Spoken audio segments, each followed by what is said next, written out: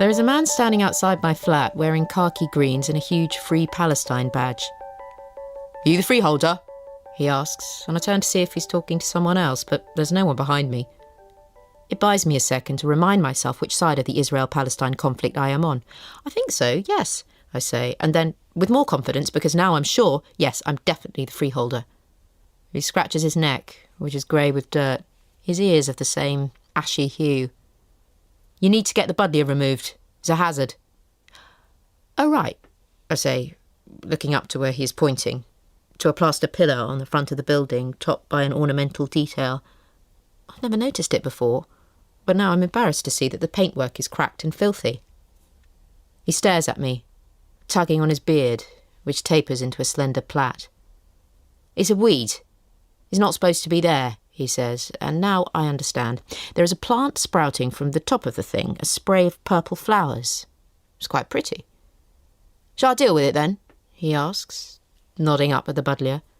"I'll do a bit of paint job while I'm up there too." I'm going to have to talk to my boyfriend about it first, because we share the freehold. How can I reach you?"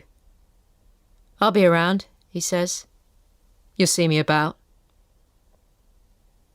I go and call Luke. A woman answers. His colleague Fiona. "He's scrubbing up for surgery," she says. "Can I get him to call you back?" "Would you mind just holding the phone to him so I can have a quick word? 2 seconds, I promise." There's a fumbling noise, and then Luke's voice. "What's up?" "There's a problem with our flat. A buddleia needs removing." "A what?" I sigh. "It's a weed, a purple flowering weed.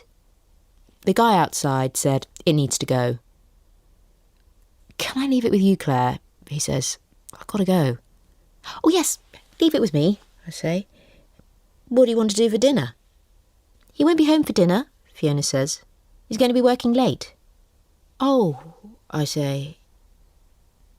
I think I'll sit tight on the buddleia thing for a while, see if it develops. Wake. After the mains are cleared away, the waiters, who are really just teenagers, bring out dessert. Bowls of melting ice cream and fruit swimming in syrup. I'm sitting at the children's table with the other children. We're all over 25. My cousin Stuart, who beneath his suit jacket is wearing a No Fear t-shirt, asks me what I'm doing these days. "I'm working that out," I say. "I've had a lot of wine. It keeps coming, and I keep drinking it. I quit my job 2 weeks ago, so I could take a bit of time to try to figure out why I'm here. Not in a religious way, but I believe everyone has a purpose, like how you were made to be in computers. That makes total, perfect sense." I stop, worried suddenly that he's a normal engineer and not a software engineer, but he nods. "Marketing wasn't your calling, then?" "Creative communications," I correct him. Won't lie, I never really knew what that meant. I prepare to launch into an explanation, and then realise I may never need to again. It doesn't matter anymore. During coffee, Stuart's dad, my Uncle Richard, gives a speech about Gum, Grandpa. He pokes gentle fun at the pride Gum took in his war wounds, the scars from his many operations. "He really did love to show off his war wounds," I say to our table. My cousins nod and smile, murmuring agreement. "And more," I continue, pointing down at my lap and laughing, "even after the Hartop." "Whoa," says my cousin Faye. "What?" "Gum used to show you his..." "Oh, no, show makes it sound... It wasn't. I don't think it was really on purpose or anything," I say. Everyone is looking at me. No one is talking. Honestly, it definitely wasn't a big deal. At all. I always thought it was... Did anyone else have this? How it used to kind of slip out? Faye is shaking her head. Her ears, poking through her thin blonde hair, have turned red. I glance around at all the other cousins' faces. Most are gazing into their coffee. I dump a packet of sugar into mine and stir it with the knife I save from dessert. Context is everything. The buddleia, or buddleia according to one website, can either be a beautiful flowering garden bush attractive to butterflies, or a vile, destructive, invasive weed. My next move. I go to a cafe to get out of the house and bring my laptop so I can do some career research. I'm surfing arts websites for jobs, but don't know what I'm looking for, and all my searches keep returning sales roles or executive positions way above my earning bracket. A woman comes in who looks about my age, balancing a toddler on her hip, a little girl. The two of them are in matching Breton striped tops and jeans, and when she orders coffee she actually has a French accent. She sits at the table next to me and the child is off, behind the counter, under the table, climbing up the stairs marked no entry. She is delightful. The baristas don't mind at all. I click on a description for a heritage job, which involves writing the blue plaques on buildings where notable figures used to live. I could definitely do that, I think. The toddler is at my table, holding out her arms and waving both hands from the wrists, beaming. I do the same and she laughs, runs away, buries her face in her mother's lap, saying, "Maman, maman." And the mother, who might in fact be younger than me, bends over to murmur a stream of French into her daughter's bright bobbed hair. Maybe I should have a baby. I'm loading the dishwasher after dinner, and Luke laughs. With who? Oh, right, I mean, we should. But I'll be the one having it, won't I? I could be a stay-at-home mum. Thought you were finding your purpose, says Luke. I thought that's what this was all about. He makes an expansive gesture at this, as though the kitchen is somehow part of my plan, as though this is where I spend all my time now. Maybe my purpose is to be a mother. Luke nods, wide-eyed, pushing out his bottom lip, thoughtful but ultimately unconvinced. He beckons me over and I sit on his knee, loop my arms around his neck, rest my chin on his shoulder. I think I'm going to take French classes, I say. Build on what I learned at school. It's a shame to let all that knowledge go to waste. Mais oui, says Luke, shrugging my face round to his. He French kisses me, which means we'll end up having sex. Job. I begin my application for the blue plaque job exactly 2 hours before the midnight deadline. One section of the form requires me to nominate an historical figure for consideration under the scheme. All the good ones I can think of already have a plaque, so blind desperation, or inspired brilliance, only time will tell, leads me to the Reverend Adam Buddle, an 18th century cleric and botanist in whose memory my new friend the Buddleia was christened. I read aloud to Luke. Buddle spent many years working on An English Flora. He completed it in 1708, but it was never published. Isn't that sad? He discovered a plant. I reckon that's better. He didn't actually discover it. Someone else did, years after Buddle died, and named it in his memory. Buddle never even knew it existed. He was, in fact, more of a moss man, I say. If an unpublished book and gardening hobby is all it takes to get a plaque nowadays, what about my Uncle Ian? Luke says above the racket he's making, rifling through the cutlery drawer and pulling plates out from between other plates, hurling cupboard doors shut. I'm already not feeling great about this. Please don't make it worse. There isn't enough time to start again. Claire, you've been talking about this job for ages. I don't understand why you've left it so late. If you want to be helpful instead of incredibly unhelpful, stop crashing around and tell me this. What other words can I use to do with heritage? Old, says Luke. History? Historic? Past? No. Wait, the past. Or leave, I suggest. He does, with full mug and plate, the fruits of his deafening kitchen concerto, but moments later, from the living room, he calls posterity. And actually, that's not a bad shout. I get the application off with 3 minutes to spare. Afterwards, I read it a few times over, pleasantly surprised by how good it is. I've transformed a handful of flimsy biographical details into quite a compelling argument. I'm particularly proud of my closing statement. It is fitting that Buddle achieved posterity through the very medium he championed in his lifetime. He is not only a credible candidate for a plaque in his own right, but a powerful embodiment of and argument for the concept of heritage itself. That last bit, says Luke, feels like it might be a bit of a stretch. I've already sent it.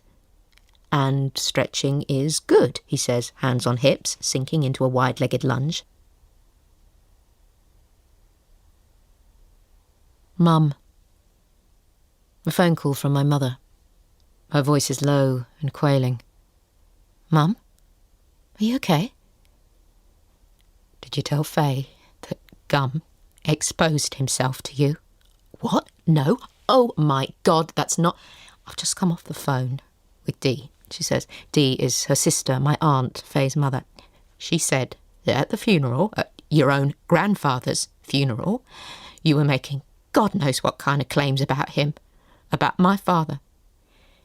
I tried to explain that it was probably accidental, that it usually just popped out in the bathroom. I say popped out a few times to play up the atmosphere of spontaneity.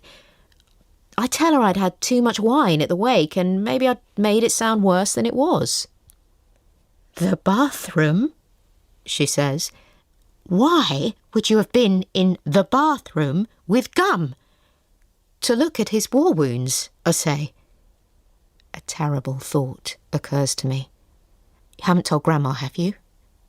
Or Dee? She wouldn't have said anything, would she? Of course not. Oh, good. There's really no need for her to know. Just the rest of the family. I'm sorry, Mum, I say. And I start to cry. I'll ring Faye, I'll ring Dee and tell him it really wasn't a big deal. He never touched me, I promise. I can't talk to you right now, I need some time, she says, and hangs up the phone. Beg to differ. I'm not saying it's not a good job, I just wonder if it's definitely what you had in mind when you quit the old one. Luke and I are on our way out, and I've stopped in the hall to shuffle through months' worth of junk mail in case I've missed something from the blue plaque people. It's the first thing you saw, essentially by accident, and you applied 1 minute before the deadline. That doesn't scream dream job to me. Also, by the way, you're not going to find anything there. Who doesn't use email nowadays? Pizza Palace, Great Wall of China, AAA1 Taxi, Domestic Angels, Hollywood Sushi. I hold up each flyer, then drop them on the floor. He bends to retrieve one. Sushi. Let's have sushi. That's exactly what I want. And you said I wouldn't find anything, I say.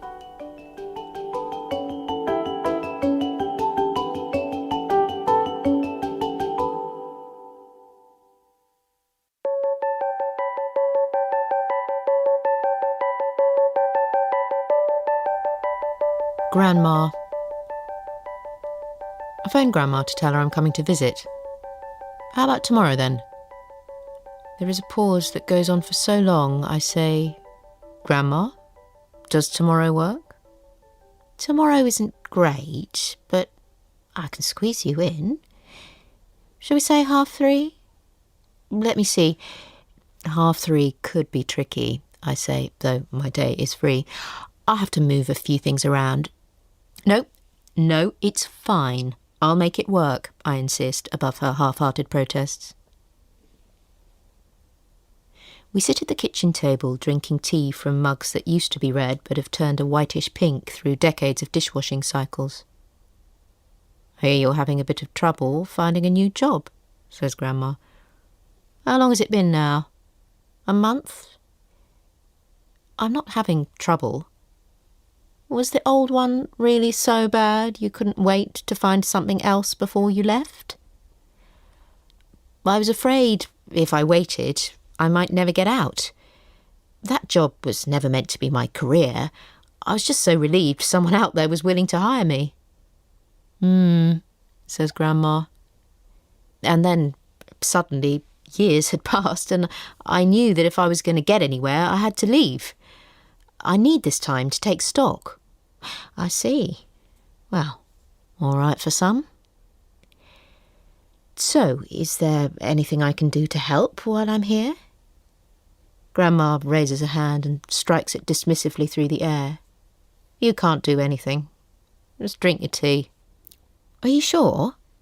I could change your sheets or do some cleaning or run down to the shops if there's anything you need. She's shaking her head. Stuart changed the bedding with me this morning, and Faye comes and hoovers once a week. The twins take it in turns to help me with the shopping.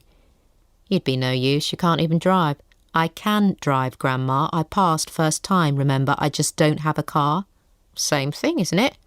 What's the point of having a licence if you don't bother to use it? Finish the biscuits. That's what I'd ask you to do. Oh, go on then. I dunk a broken piece in my tea and half of it dissolves and disappears. Please have a think about something I can do. Laundry? Some gardening? I had no idea my cousins were so considerate. I'd always believed myself to be the thoughtful grandchild. I feel bad that I've done nothing while they've seemingly been running her household between them. They must think I'm terrible. You can cut my toenails, Grandma says. Yes, sure, okay, I say, straight in. I can definitely do that. You mean now? Claire, Grandma says. I'm joking. You don't help out, that's fine, it's how you are. I remember what being your age was like. Of course, I had 4 children, under 8 then, but modern life is different. You've got an awful lot on. At home that evening, I'm still seething. She wouldn't even let me put a wash on for her. It's not fair telling someone they don't help and they've just offered to do absolutely anything for you. Speaking of washing, Luke says, I'm nearly out of clean shirts. He raises a hand when my mouth drops open. I only mentioned it because I'm putting one on and wondered if you had anything that needs doing. Please, I say, you haven't done a single load the whole time we've lived together. This isn't the time for grand gestures. I love you, Luke calls as I storm into the bedroom to gather the laundry for a white wash. Bowling. My ex-colleagues invite me to a bowling night to celebrate 3 birthdays that all fall in the same week. There are drinks at the office beforehand. It's the first time I've been back since I left, and the place is different, though I can't work out what's changed. I go and look at my old desk, which is now immaculately kept by my successor, a young but balding gun named Jonathan. His default expression is one of sulky surprise, which I put down to the premature departure of his hair because he's certainly not at all curious to meet me. I'm Claire.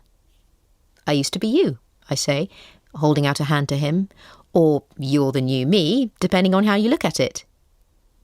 You didn't do digital, though, he says, hooking a small plastic bag onto the wrist of my extended hand before taking my fingers in a limp, damp shake. Did you? No. I'd spent much of my last year dodging digital, insisting that it wasn't in my skill set. What's this? You somehow managed to miss all that stuff when you cleared out my desk, says Jonathan, typing so fast he looks like he's faking, though I can see on his monitor he's not. His words per minute rate must be insane. I look in the bag, which is weighed down with coppers and small denominations of foreign currency. There are also some Kirby grips, a disintegrating London A to Z, a bunch of receipts, and some payslips with my name on. I notice a few of the latter have been opened, something I never bothered to do. You really didn't need to keep this, but thanks anyway, I say. You could have chucked it. I have so many similar plastic bags at home, full of not quite rubbish I can't bear to throw away. Do what you need to do. Wait. He reaches over to his corkboard and unpins a sheaf of paper. Also yours. I flick through it and my face burns. They're all the personal emails sent in error to my work account since I left. Weeks and weeks worth of invitations to brunch and dinner parties and a thread entitled Tuesday Drinkies, 10-odd pages of my school friends' plans to meet up for a drink. A glimpse of the final page reveals the discussion has devolved into farmyard animal puns. Wow. Don't you have my new email address? You can just forward this stuff to me. Somewhere, he says, resuming his virtuosic typing. I thought it would be easier this way. Do it all in one go, post them on to you with that other stuff. None of them seem like they were that urgent. Oh, well, delete anything else that comes in, will you? I say, dropping the emails in his recycling box. Probably nothing. I log into Luke's emails to see if we've paid the gas bill. I have the gas supplier's reminder letter open on the table as proof. My eye alights on an email dated 3 weeks ago from his colleague Fiona. No subject, just a link to some article from a medical journal. She has signed off XOXO, which makes me think even less of her. On my way to the train station, my mother's car goes by. I'd know that slow-rolling beetle anywhere. I raise my hand at its tail end on the off chance I've coincided with her once-in-a-journey check in the rear-view mirror. The indicator winks, and as the car heads right, her face turns to me before she trundles out of view.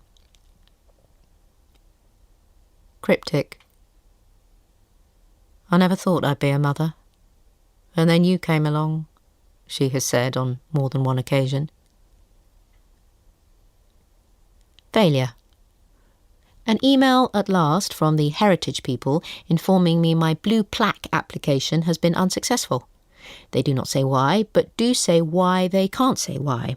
Overwhelming response, and express a friendly hope that my interest in heritage will nonetheless continue to thrive.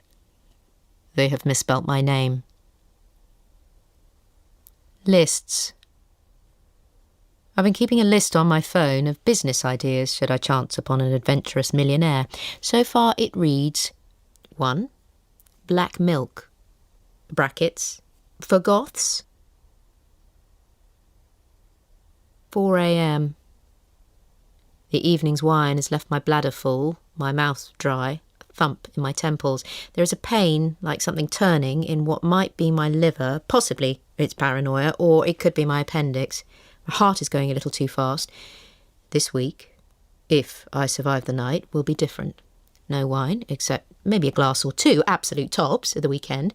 Cut back on the coffee. Start taking some care, I think, gripping the bed covers. Really, properly start looking for a job. Get past this thing with my mother, once and for all. I turn onto my side and make out Luke's dark shape beside me. I love him. And one day he'll be dead. He starts to snore. Stop snoring, I say firmly, and he does, without waking.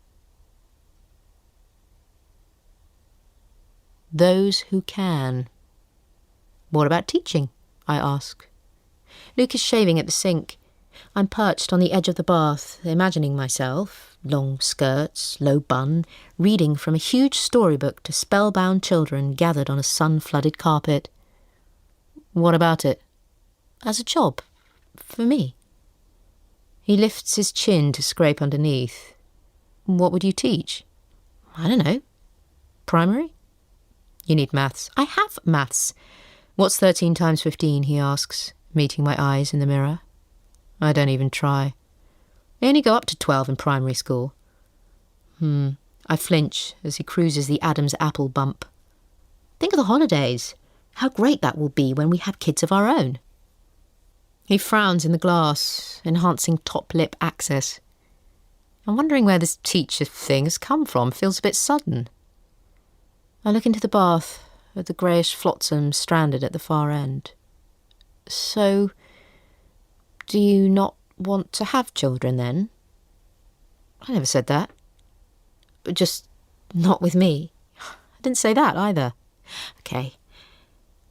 I turn on the tap, batting the flow towards the debris, trying to rinse it away. And when do you think you might want to? He turns his face one way, then the other. When you've worked out what you want to do, we'll talk, he says, fluttering his razor in the water. Time. I'm just trying to understand what it is you do all day. Luke has a knuckle in one of his eyes, and I can see he's really trying. On the table is a cheque I told him I would cash, and a parcel for his sister I told him I would post. I know it sounds strange, I say, but the more time you have, the less time you have. Every moment becomes so precious. He's looking up at the ceiling, inflating his cheeks. I'm sorry. I'll do it tomorrow, I say, and he nods and blows the air through his teeth. It's good of him not to mention his own job, which, when it comes down to the nuts and bolts of the thing, is all about giving people more time. Of course. Listed and historic buildings are particularly vulnerable to structural damage from buddleia, with annual maintenance costs estimated at nearly £1 million. No wonder the heritage people didn't embrace Adam Buddle, or by extension, me. Reassurance. Let's try looking at it another way.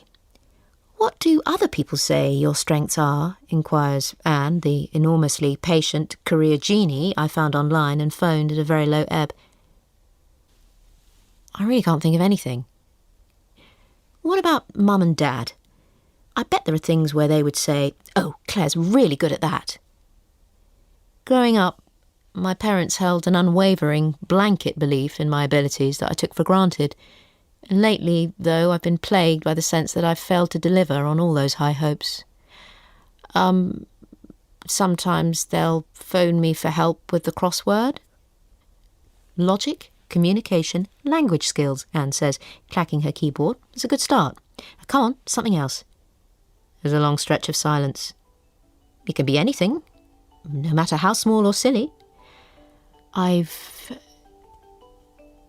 had compliments about my scrambled eggs.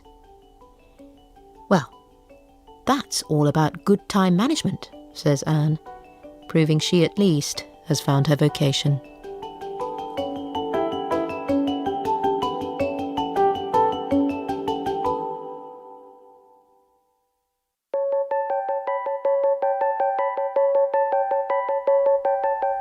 Reaching out. I ring Grandma with the express intention of undercutting her claim that I don't help out.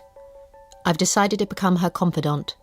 I'll invigorate her with youth and liberalism, and in return she'll impart homespun wisdom and teach me how to really cook. Elixir-like stocks, the fluffiest sponges, bequeathing me her kitchen utensils when she dies many years hence, at peace and fulfilled. Yes, she says, answering the phone after barely one ring. It's Claire. I'm caught off guard by her speed. Your granddaughter, Flannery, I add, throwing a hand up at my idiocy. Yes? What can I do for you? Is this a bad time? No. She sounds insulted at the very suggestion she'd ever be less than ready for anything. Oh, good. So, how are you? Fine, Claire. Is something the matter? I wish I'd prepped myself for this. Written down a few conversation points the way I used to when phoning boys in my teens. No, not at all. I was only... There is a pause while I flail for a topic, wanting to, ask your advice about something. Oh? It's a gardening question. Oh. I tell her about the buddleia and the conflicting information I've read. We had one of those years back. It came bursting through the back wall. The bastard buddleia, we called it, she says. Really? What did you do? What didn't I do? Let me see. I tried cutting it back with shears, but that only made it worse. Went at it with an axe. Poison. Wow, I say. And did anything work? Yes. We moved house. I fell pregnant with your mother and we needed more space. Left it for the new owners to worry about. But it was, I suppose, quite pretty in its way. In the right place, they can be lovely, you know.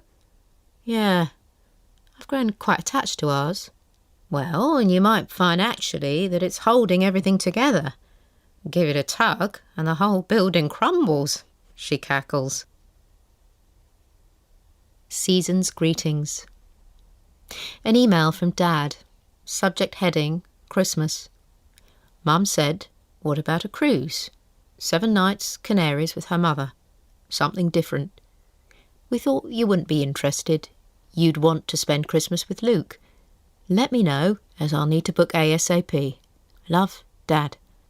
I reply, OK, seems you have it all worked out. Don't worry about me, I'll look after myself. See. Half an hour later, he's back in my inbox. Great. All booked. James Bond-themed Christmas dinner, 5 courses including champagne, lobster supplement 15 extra per head. Mum and I may do this, but we'll decide on the day. Grandma won't want to get bogged down with the claws. I will have to pack a tuxedo. Love, Dad. Hair. There is nothing on this earth I can do to my hair to make it look better than fine. My younger self had no idea how much of my life would be spent despairing about it, how limp and flat it lies on my head, how abundantly it sprouts elsewhere. "You had a great head as a baby," my mother said to me. This was last Christmas, before Grandpa died, back when she was still talking to me. She's always been big on hair, big on big hair, the bigger the better, and mine can only be a disappointment to her. "A great head of hair?" I asked, surprised, because in all the pictures I looked pretty bald. "No," she said. "A great big head. Huge. I had to get 6 stitches. And the 2 of us screeched and gasped so long my father was moved to come down from his office. Problem. I used to think the problem was I didn't like my job, but now I see the problem is that wasn't the whole problem. Collateral damage. "Do you want to know the worst bit about my mum not talking to me?" I say to Luke. "I've run out of hand cream and can't go home to restock." My mother has been buying luxury hand cream in bulk for years, ever since hearing a rumour at book group that her favourite brand was about to be discontinued. The fact it has remained widely available is, she insists, due to the change in her own personal consumer behaviour so substantial and dramatic as to have falsely inflated the perceived demand. I've been in no hurry to explode her theory, since the ever-replenishing supply meant I could help myself every time I went home, assuaging any niggling guilt with the knowledge that, if anything, I actually saw more of my parents than I would were the moisturiser not a factor in the timing and frequency of my visits. "See?" I rub the back of my hand against Luke's cheek. "That's rough," he says. "This one bled the other day. Look, I have scales." "So buy some more." "I can't. Do you have any idea how much one tube costs?" I tell him, and watch as he blanches with shock. "Maybe you should try calling her again," he says, handing me my phone. "I think it's high time you 2 work things out." More time. "Hi, Dad." "Is that Claire?" "Obviously. Unless I've got a secret sister you haven't told me about." "What?" "I'm the only person who's going to phone and call you Dad, is what I'm getting at." "I don't understand," he says. "What's this about a secret sister? Never mind, how are you?" "Fine, thank you." There is a pause which, under ordinary circumstances, would be filled by him calling unprompted for my mother. "Was there anything in particular?" "I was hoping to speak to Mum, if she's there." I listen for her in the background during another silence. Picture her vehemently mouthing, "No," shaking her head and slashing the air at her throat. "She's still not ready," he says at last. "We are sorry, Claire, but she needs more time." "But I need to explain," I say. "How can it get better if she won't let me explain?" "What is there to explain?" Her voice comes shrill but distant, and I realise Dad has me on speakerphone. "Could you tell her I'm sorry for upsetting her?" I say, pretending I haven't realised, and then I take a breath because my voice is about to split, that I really didn't mean to and that I miss our chats. The line is quiet, like a vacuum. "You could have been a wrong number," says Dad. "Huh?" "Well, just now when you said, 'Hi, Dad,' and I asked if it was you, it could have been a wrong number, another woman phoning for her father. That's why I checked it was you." He sounds pleased to have squared this one away. "OK," I say, "I guess that makes some sort of sense." "I hear you have a buddleia problem. You must get that removed immediately. They can cause a lot of issues if you don't act quickly." I'm touched that this information must have filtered down from Grandma via my mother. but his tone makes me want to plant a thicket in the walls. It's not that straightforward, actually. I've been looking into it, I say. Tell Luke I can recommend someone if you need scaffolding. I close my eyes. Oh, I'll be sure to pass that on. Claire, I'm just trying to help. Sorry, and thank you, honestly, for the concern, but I've got it in hand. I'd ask, how's work, but, says Dad, any news on that front? Not yet. A few possibilities. Nothing concrete. Well, all the best now, he says, unless there was anything else. No, just goodbye. Bye, Mum, I say, and hang up before she has a chance to say nothing in reply. Mistletoe and wine. What do you do for Christmas? I say, counterfeiting a yawn to suggest nonchalance, which in turn sets Luke off on a genuine one. I think I'll be working. My parents and sister might come down to London, rent an apartment nearby or something. Why? Well, what about if I spent it with you? He looks up. This is quite the change of heart. I gnaw on a thumbnail. We've been together 7 years, if not now, when? Wait, he says. Is this about your mum? Are things really that bad? You always said you could never leave your family at Christmas. I shrug. I think she just needs some space. I'm sure they'll work it out. They can have Grandma instead, go on a cruise or something. I move in close so our noses touch. Anyway, you are my family. His face crumples into a silly, soppy smile, for which I would mercilessly mock him if it weren't the very mirror of my own. Butterfly effect. When I was 6 and playing in the garden, a butterfly landed on my arm and remained there for 10 proper, i.e. elephant, seconds. I held my breath as it flexed its wings, preparing us both for its imminent departure, and for every elephant second it stayed, the more important and chosen I felt. But when it flapped away and I ran inside to tell my mother, I found that the right words would not come, and so instead I kept quiet. Trying. Hello? Mum? It's Claire. There's a long silence. It came up as unknown number. She sounds peeved to have been so easily duped. I know. You won't answer my calls. I wanted to try and... Are you still angry with me? She sighs, which I take to be a good sign. Low-key resignation I can handle. I'm not angry. Hurt? Yes. Confused about why you'd make a joke in such poor taste at my father's funeral. OK, right, this is why I'm calling. I mean, I should say first, it wasn't strictly a joke, but neither was it meant to be a big thing at all. And I'm sorry about the timing. I agree it wasn't perfect. Is that an apology? Yes. I hold my breath. Could it be this simple? She laughs. Oh, well then, everything's fine. Mum, I don't know what you want me to say, Claire, really. And it's okay to sling round accusations about my father so long as it's not at his funeral. I try to keep my tone level. I really think you're overreacting. If you'd heard it at the time, you'd have understood it wasn't an accusation. It wasn't meant to be a serious thing. I honestly thought everyone else knew what I was talking about.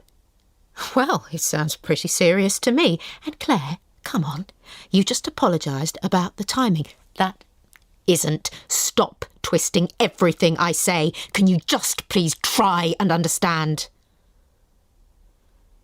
She doesn't speak, but I don't know where to go from here. I think we should leave it there for now, she says eventually. I don't think this is doing anyone much good. Signal. Wi-Fi's buggered. Luke is in his boxers, barefoot, bare-chested. It comes and it goes, I say. He steps hopefully around the room, cradling his laptop like a colicky infant he's lulling to sleep.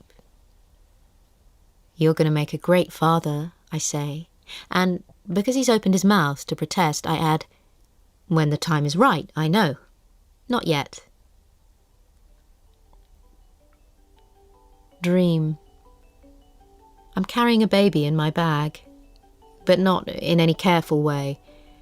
Just another thing tossed in there with my phone, my hairbrush, my purse and my keys.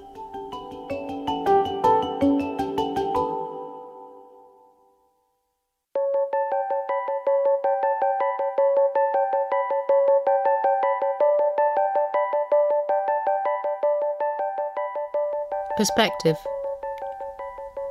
Hurrying past my old office building, I can't help myself looking in the window.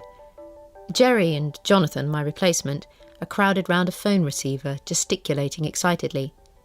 The office has been decorated for Christmas. How is it December already? With the usual lopsided artificial tree garlanded in coloured lights and way too much tinsel. On the window panes I note a new touch. White tissue paper snowflakes and red tissue paper letters stuck on to spell out ho, ho, ho, though to anyone on the outside, like me, it reads O, O, O. The most wonderful time. Luke and I return home at 9 p.m. on Christmas Day from the apartment his family have been renting nearby. I'm exhausted from the non-stop eating and small talk. Luke was called into work for several hours before dinner, and I kept up a bright stream of chatter in his absence, hoping it wouldn't become apparent to anyone else that without him there I was effectively gate-crashing some stranger's sacred Christmas traditions. Back in our living room, we sink into the sofa and I pull on my gift from Luke's mother, a pair of novelty pig slippers, which make an oinking sound when you press the snouts. Hard to know how to take these, I say. They're so clearly not your mum's style. Is this how she sees me? I paddle the pigs up and down.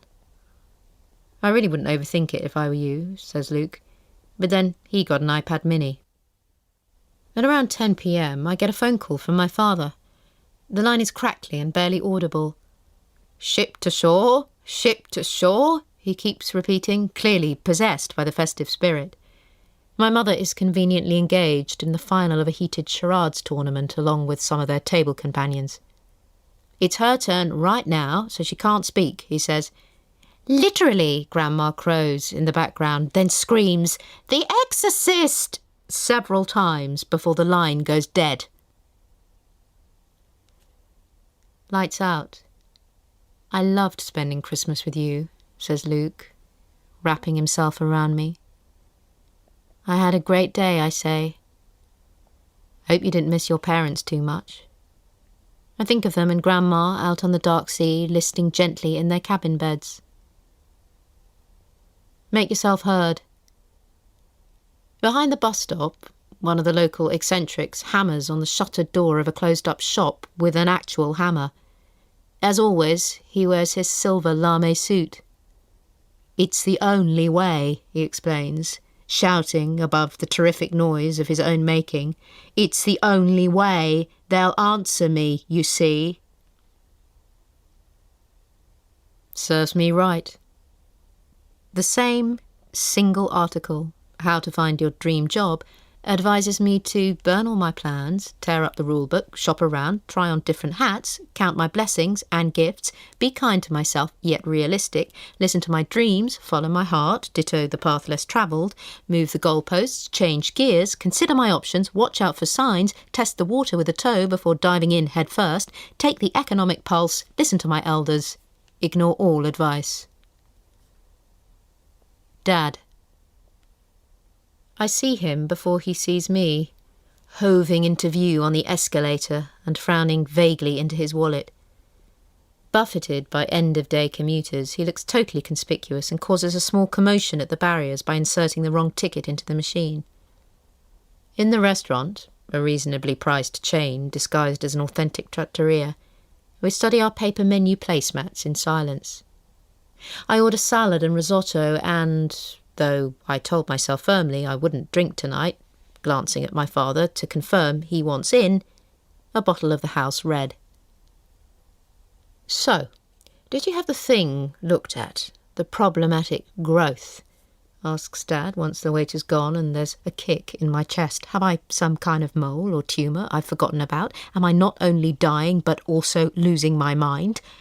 The weed coming out of your wall.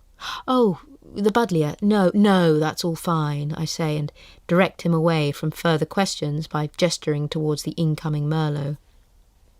The wine is anemic and sweet, and I drink it like juice, with frequent thirsty sips.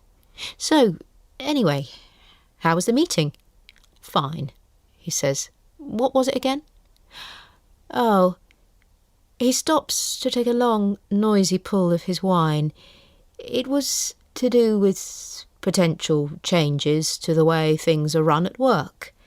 Restructuring. Really? What sort of changes? He enters into a lengthy explanation, and though I really do try to listen, I'm already lost a few acronyms in. I nod and crease my brow and squint at my glass, trying to gauge how long is long enough to wait before topping up. A possible redundancy package. Right, I say, nodding more vigorously now to make up for the fact that I'm reaching for the bottle. Wait, redundancy? Redundancy package for who? Nothing's definite, he says. I said if. So, how are you feeling about it? In the gurning, strangled voice he reserves for moments of high hilarity or stress, he says, It doesn't really matter how I feel. Hey, I put down my fork. It feels forced and false, an overdone gesture. It matters to me. He shrugs. Don't tell your mother what I just told you. Couldn't even if I wanted to. Why won't you tell her? Don't you think you should? She won't understand. I wouldn't get a moment's peace. Though this is probably true, I feel a karmic need to stick up for her. She might surprise you. He shakes his head and we sit looking into our empty dishes. How was the soup, I ask. It was fine. Bit salty. Any sign she might be thawing? On the me front, I ask. I don't know how to fix it. There doesn't seem to be a way to make it all right. She's a strong-minded woman, Claire, he says. She's still grieving. I think you'll need to wait this one out. Could you try talking to her for me, I say. I have. I am. I will, he says. Post. On the doormat, an envelope addressed in Grandma's gnarled, knotted hand. I open it, and when I tease out the letter, some newspaper clippings waft to the floor. I pick them up and scan the headlines. 300 plus apply for Starbucks job.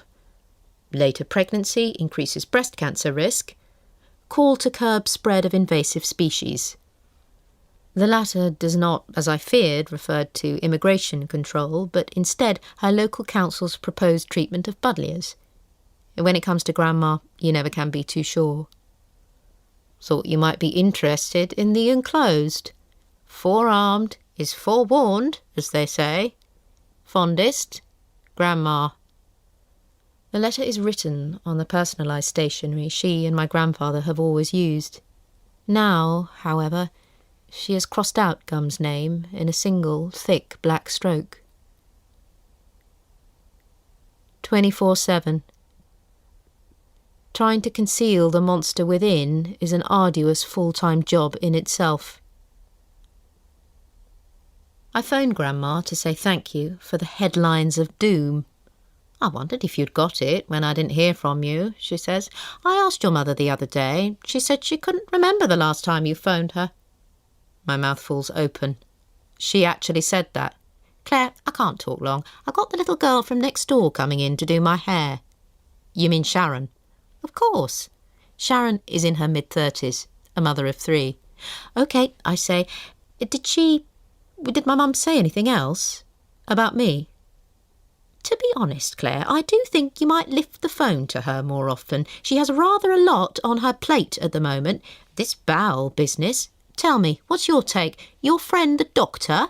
What does he think? Should we be worried? Panic stirs.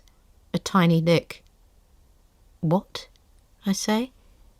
Well, I've heard it's one of the better ones, but she keeps telling me there's no point going there till we know it's that for sure, and it's just a question mark at the moment. A what? But it's a worry all the same. I never get the full picture. I know she thinks she's protecting me, but I'm no fool. Did I tell you about poor Win? I found it in hers, secondary, and she's only a couple of months left. Wait, but whose Bal? Win, our Canadian friend. You've met her, mind you. She's pushing 90. So, no, I mean before that, when you first... In the background comes the prim trill of her doorbell. Oh, listen, I better go. That'll be Sharon. Grandma, I say, don't worry, Claire. I'm sure your mother's right, and it's nothing. Bye now. I ring Mum, then home, and, getting nowhere, tried Dad, but no one's picking up. This is why people should have more than one child, I shout as the rings go on and on. Reassurance. How bad is bowel cancer, I say, when Luke finally answers 2 hours later. It depends, says Luke. Why? Who has it? I don't know. My mum maybe, but she won't answer my calls. I tell him, or try to, what Grandma said, but it was so elliptical it doesn't make much sense. Plus, in my frantic state, I've developed hiccups. I couldn't even ask who she meant because I didn't want Grandma to think I didn't know. I'm a terrible daughter. Shh. It's okay. Calm down. It might not be okay. I try to steady my breath. How bad is it? Is it one of the bad ones? I've spent the last 2 hours Googling frantically, and have so far been able to counter every rational, medically sound reassurance with 3 grisly first-hand horror stories. It depends when they find it. But honestly, until you know more, there's no point getting in such a state. Will you try calling my mum? Please? She might answer you. Of course I will, says Luke, my shining knight. He calls back about 5 minutes later, during which time I've been contorted at the sink trying to drink water from the wrong side of the glass while also keeping one eye on my phone. The front of my t-shirt is drenched, but the hiccups seem to have dwindled. OK, he says, all business. So, firstly, it isn't your mum, it's your grandma's bowel. I look up, mouthing vague words of gratitude, and it sounds as though everything's probably fine. She'd eaten beetroot for lunch, forgotten, and got a fright the next day when she thought she saw blood in the toilet. So she called herself an ambulance and they took her in for tests. But she said there was still a question mark, I say, feeling bad about how much less I care now I know it's only Grandma. There were shadows showing up on the scans, he says, which the doctor thinks are probably just benign cysts, but they're waiting on results to confirm. She didn't sound worried at all. Good. Phew. OK. How did she sound? Well, the way she always does. Normal. Really? Oh, good. That's good. Did she ask after me? He doesn't reply straight away. Luke? She asked how you were. My heart leaps. And? What did you say? I said you were well, that you were keen to sort things out. And? Luke? What did she say to that? He hesitates. She said she preferred to... She said she'd be in touch. When? When she's ready, was the implication. Don't call her, she'll call me.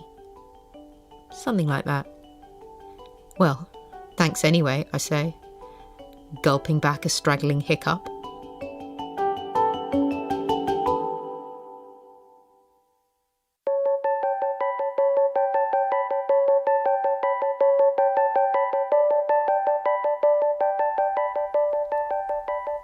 Drive. Why are you dressed like an unwell teenager? Says Luke when I enter the kitchen. I need to be able to focus on the road. I can't have my hair falling into my eyes or my sleeve getting caught on the handbrake. We are hiring a car to visit Luke's parents. Therefore my attire, headband, tracksuit bottoms, thin-soled plimsolls, no laces, has been carefully chosen for maximum comfort and minimum hazard. In the car, I puff out my cheeks a few times and slowly release the air. Ready? Says Luke, thumbing the sat-nav. No, I say, give me a minute. I need to get my bearings. We're heading That way, says Luke, gesturing behind. I meant my bearings inside the car. Bear left, Luke says. I slap on the indicator. Bear left, not turn. What does that mean? I can't go left, it's just straight road. Luke, what am I doing? Never mind, keep going, you're doing fine. His hand floats out and knocks the indicator back to neutral. A bit later, he says, you could swap lanes now. There's nothing behind. We've been sitting pretty in the slow lane ever since I first edged, terrified, onto the motorway. Quite happy here, thanks, I say, daring to tap my fingers on the wheel in time to REM on the radio. Luke's phone buzzes. He looks at it and swiftly returns it to his pocket. Who was that? Work. Who, Danny? No. A pause. Who then? Well, who was the text from if it wasn't Danny? Fee? Well, Fee, as in Fiona. What did she want? It's too boring to go into. OK. I check the rear view and side mirrors, think about changing lanes, think again. Does she have a boyfriend? Who? Who do you think? Fiona. Does your colleague, Fee, have a boyfriend? In fact, I already know the answer to this from a recent online binge, starting, innocently enough, with the cursory scan of her Facebook page. But the curiosity soon slithered into dark, oily fascination, which eventually saw me, at some point long past midnight, Luke must have been in bed or at work, clicking through a series of bikini shots from a 2010 trip she took to India, whilst lifting up my sleep T-shirt to pit her abs, taut, versus mine, disappointing. The boyfriend is a relative newcomer named Pete, who is, in my professional opinion, slightly too good-looking for her. Sort of, I think. Guy sounds like a douche. Why do you ask? I think she might have a little crush on you. No way, where did you get that? You've never even met her. I can tell, I say. If she's got any kind of taste, she'd have a crush on you. Well, that's true, says Luke, turning up the music. I raise my voice. Why do you think he's a douche, then? I get the impression she likes him more than he likes her, that's all. The opposite of us, I say. Just joking, Luke. That was a small joke. I continue.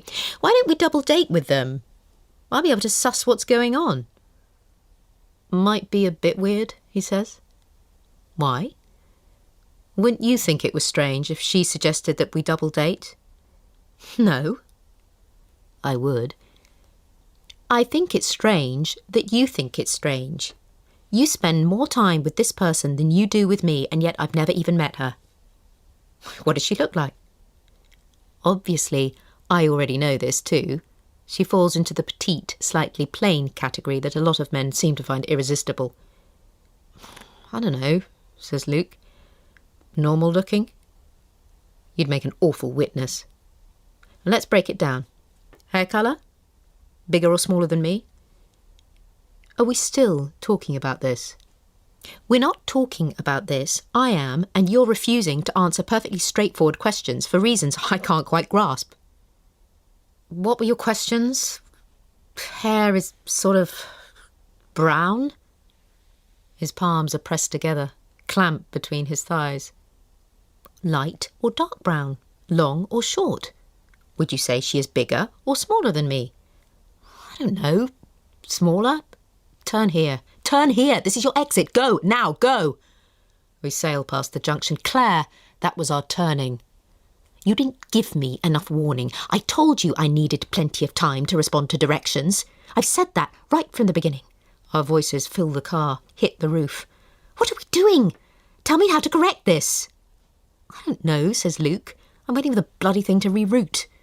He hurls the sat-nav into the footwell and picks it up straight away to examine the damage. That'll help. We need to get off at the next junction, he says, suddenly neutral. This is his tactic of old, to make me seem irrational by contrast. Take the next left and follow the road back to the motorway. I need more than that. Where do I get off? At this roundabout, for example. Luke? Mum, it's me, says Luke, and I turn to see him on the phone. He shrugs at me and shakes his head as though he had no choice in the matter, as though he hadn't phoned her.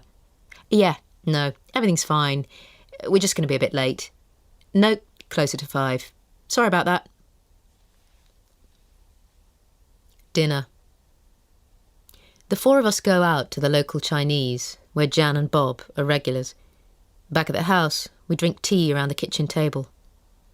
"Would you give me a hand setting up the new DVD player next door?" says Bob to Luke. "It's defeated me so far, I'm afraid." Luke stands, nodding, draining his mug. "How are your parents, Claire?" asks Jan when they've gone. "Oh, they're both well, thanks. Nothing to report, really. My mum..." I stop, not knowing where I'm going with this. My mother isn't speaking to me, and my father may be about to lose his job. "She sends her regards. And my dad, too. They both do.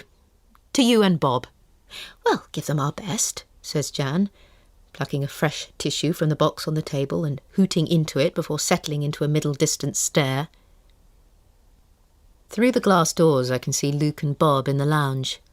Bob stands and intones like a priest from the manual, which rests on his open palms. Luke kneels by the television.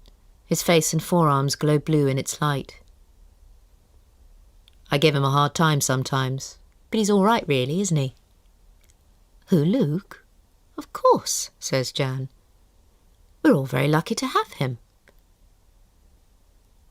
Sick. In the night, I wake, and 2 things are wrong. I'm alone in the bed, and need very much to be sick.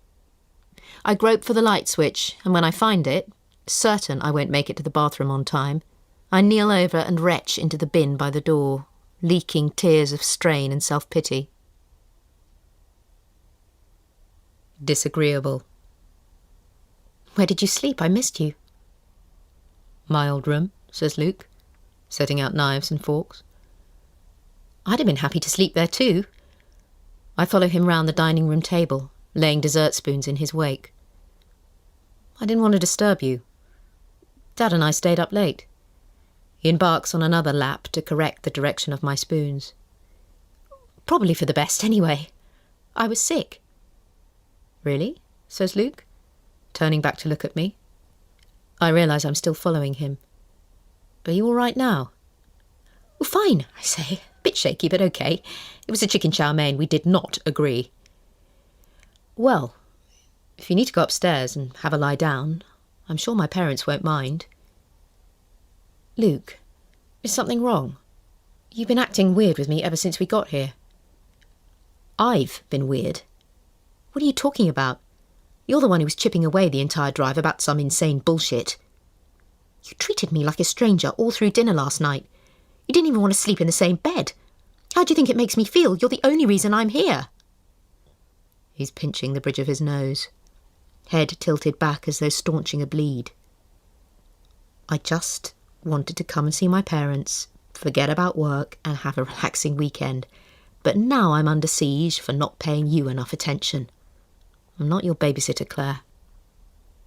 This last comment, as Luke well knows, keys into a deep-seated, long-held, only-child fear that I'm needy and high maintenance.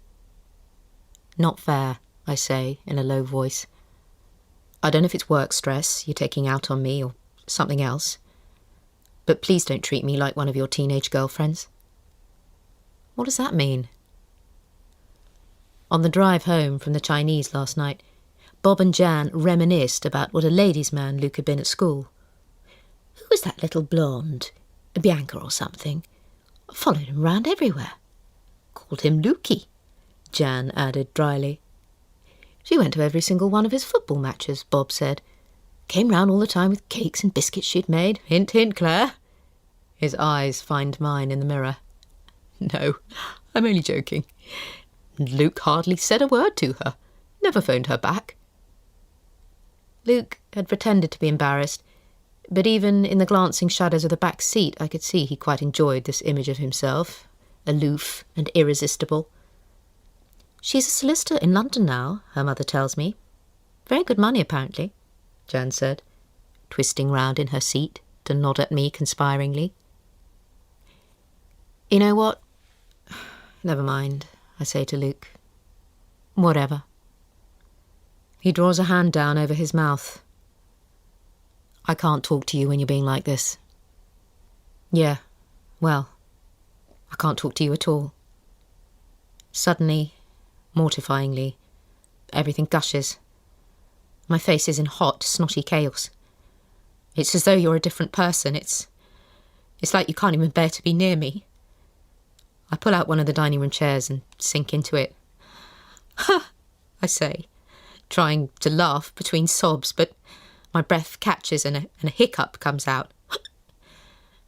It's so unfair that this never happens to you. Luke comes around the table behind me and stacks his head on mine. He reaches his arms round my waist and clasps them in front of me. Please don't cry, he says. Through the open door we see Jan scurry past, head turned discreetly away. Reparations. On the drive home, we are polite and cautious. At the service station, I buy sweets. Wine gums, Luke's favourite, though I'm not such a fan. Luke picks out all the greens for me and holds them cupped in his hand so I can help myself without having to look away from the road. What have you got on this week? I ask. We both know the answer already, but he plays along. Working nights until Sunday, he says. How about you? Oh, you know, more of the same. Are you making any kind of progress? He asks. I suck too hard on a wine gum and tut accidentally. Honestly, I don't know. Maybe you just need to dive in and try something. But if I do and hate it, all this will have been for nothing. Plus, I'll have lost another crucial few years. Okay, says Luke. I'm not trying to rush you. I only want to make sure you're not losing perspective. What? That this isn't becoming about more than a job. Meaning? A job doesn't have to define you. Yours is literally part of your name. Well, that's the exception that proves the rule, he says. Reverend, Professor, Sergeant, I say, and that's before I even look at Wikipedia. On the radio, a hectic procession of jingles. Windscreen replacement, cash for gold, and a legal claims service for accidents sustained in the workplace.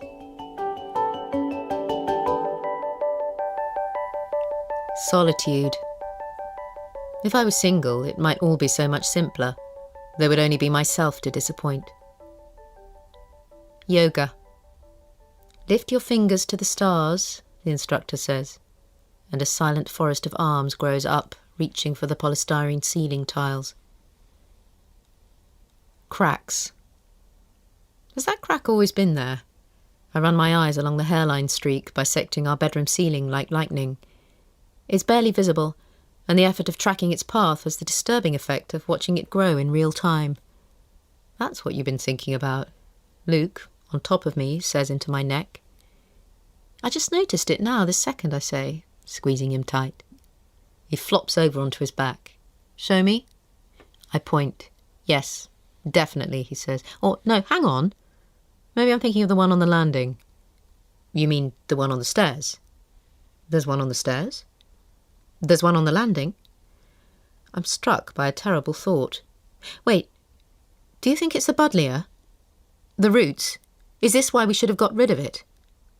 We didn't get rid of it, Luke asks, up on an elbow, brow pinched, tone sharp and disapproving.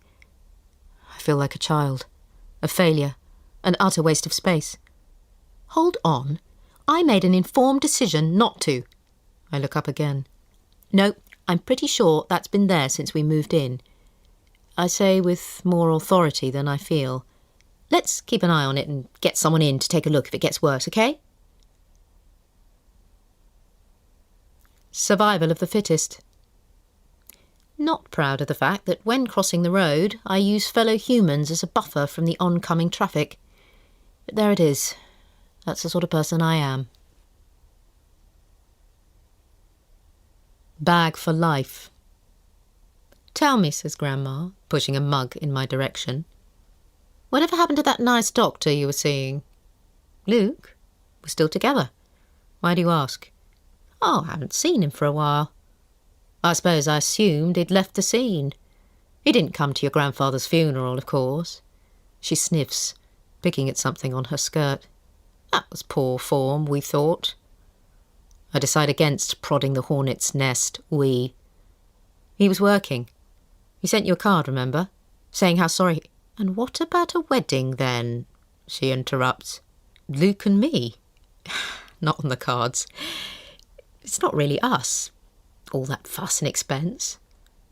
Grandma cocks her head. I suppose if there aren't any children, there's no real rush. Besides, it keeps you on your toes. Well, yes, but... No, and also, if there were children, a wedding isn't... I start again. It's totally fine not to, for my generation. Her eyes slide down to my stomach, but I see them off with folded arms. Not that there are any children yet. We're waiting until he's fully qualified. I hold the tea under my chin, bathing my face in its warm, wet breath.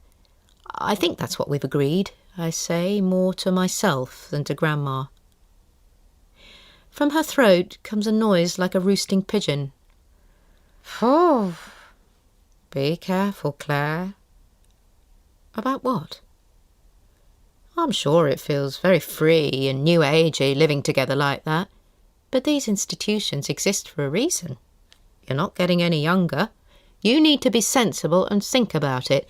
2 years down the line, no children, no marriage certificate or anything concrete to bind you together. What's to stop him taking a young Polish bride? I don't know. Love? Grandma raises a come-off-it eyebrow. We own a flat together. That's pretty concrete. Anyway, I don't think Luke would know where to start finding himself a young Polish bride. She snorts. He doesn't need to look. The place is crawling with them. Hospitals are the worst. Attractive blonde Poles everywhere he turns. Leave it, I think. As I'm preparing to leave, Grandma disappears and returns with a heavy-looking bag for life. Attached is a sticker bearing my name, borrowed in wobbly capitals. Here. The contents clank as she hands it over. I look inside and then at her. Do you want me to clean it? You can do whatever you wish. I've done one for each of the grandchildren. 1. Bag of wedding silver. Stuart got the tea set, being the eldest, but she takes my free hand and jogs it up and down. You got the candlesticks. I thought you'd like those. I do, very much. But won't you miss all this stuff? I'm too old to entertain now. You young ones will get much more use out of it. I was going to give it to you when you got married, but all my grandchildren are far too modern to bother with such tedious traditions, so I thought I should do it while I'm still here to avoid any bickering over my dead body. OK, well, I'm not sure what to say to that. Thank you, Grandma, for all this lovely silver, she suggests. Thank you, Grandma, I say, leaving it there. Crystal next time, she calls as I walk down the drive, flapping both hands above her head in farewell. Clarification. At home, I clean the silver. The first time I have done this since I was small, when my mother lighted upon child labour as a means of keeping me entertained in the school holidays. I loved the ritual of it, laying everything out on a towel and gently buffing with greasy polish and soft cloth to transform the murky finger-smudged pieces into gleaming treasure. How was Grandma's? Asks Luke when he gets home. Did you rob her?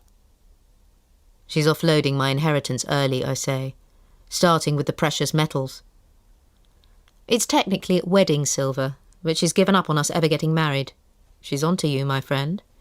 Luke laughs. This should be good. She knows all about your plan to wait till you're fully qualified, then leave me for a 20-year-old Polish nurse.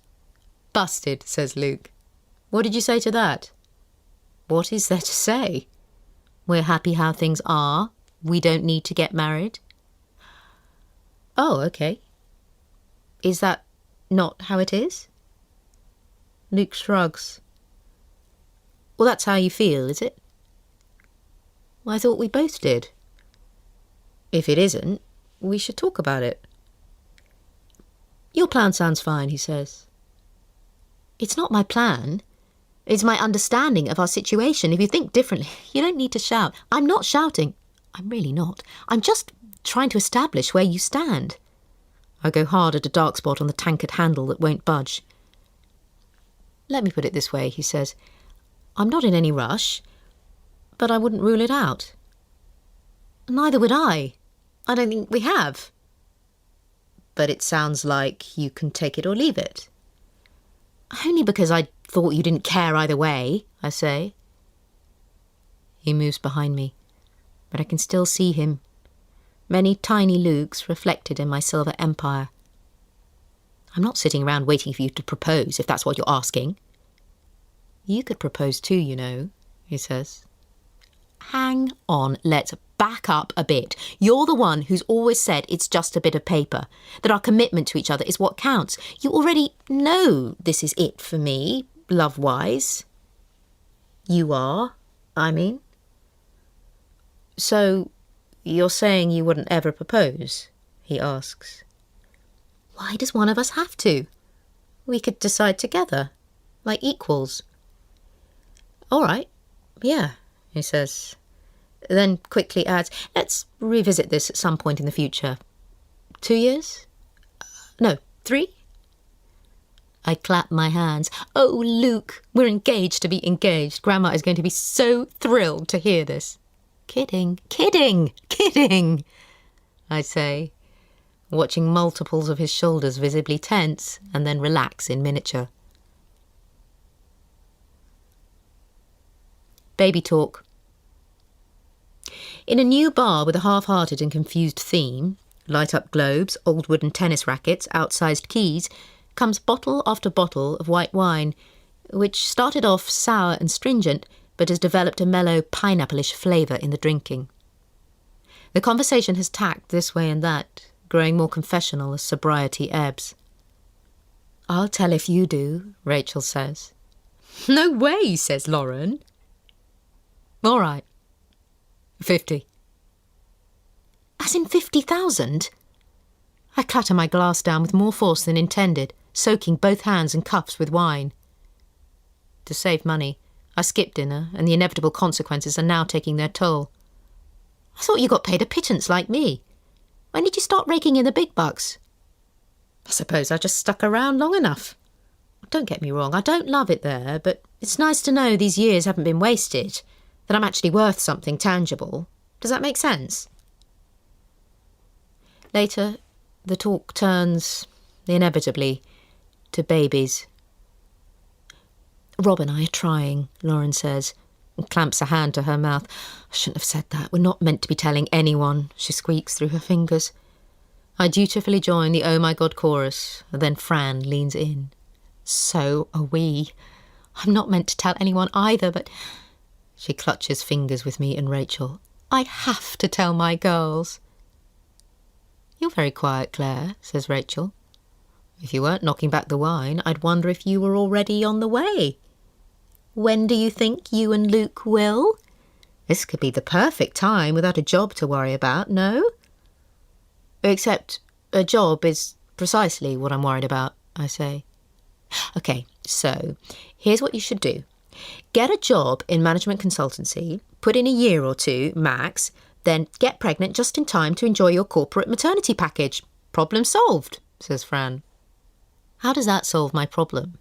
The whole point is that I want to find a job that means something. And please, before anyone says anything, I know motherhood is meaningful and I know it's a job. But is the best use of my skills and time really producing another human who will only grow up to disappoint me the way I've clearly disappointed my parents? Aren't there enough people already? I take a few breaths. How can I bring another life into the world when I don't know what I'm doing with my own? Babe, breathes Lauren. Anyway, I'm barren. Oh, what? Says Fran. Well, not officially, but I know, you know? Isn't it exactly the sort of thing I'd be? Someone puts their hand on mine, strokes the back with their thumb. We love you, Claire. We're here for you, you know that, says Fran, as more hands pile on. I feel ludicrous, like a sad Disney princess consoled by a coterie of cheerful woodland fauna. So, to sum up, babies! Yay! I shake my fists by my shoulders and look up to a trio of lopsided smiles. Everyone's too far gone to disguise their concern. Hey, what are you all still doing here? Go on, go home and get procreating. Moderation. I wish I liked myself a bit more, and wine more than a bit less. Spinning. Dismounting the exercise bike post-class, heaving and dizzy, I vow to myself it's the last one I'll take. All this energy into going nowhere, starting to take its toll.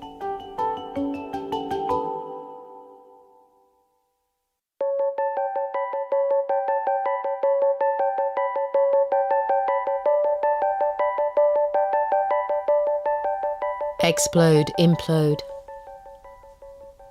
What are you watching? Luke asks, taking off his coat. It's amazing, I say. Just in time, look. On the screen, a man in white overalls makes careful incisions in the belly of a beached sperm whale carcass. Wait, it gets really good. Where is this? Luke asks. Not important. Faroe Islands, I think. Okay, watch this. Are you watching? I'm watching. The whale explodes, guts and blood flying into the air, zipping many metres along the decking before slamming to a stop against a wall. The jumpsuit guy, nearly knocked off his feet by the force of the gush, scuttles quickly, comically out of shot. Did you hear the sound? I say. The way it pops, the gush. I hit replay. How many times have you watched this? Interrupts Luke. He moves around the kitchen, opening cupboard doors.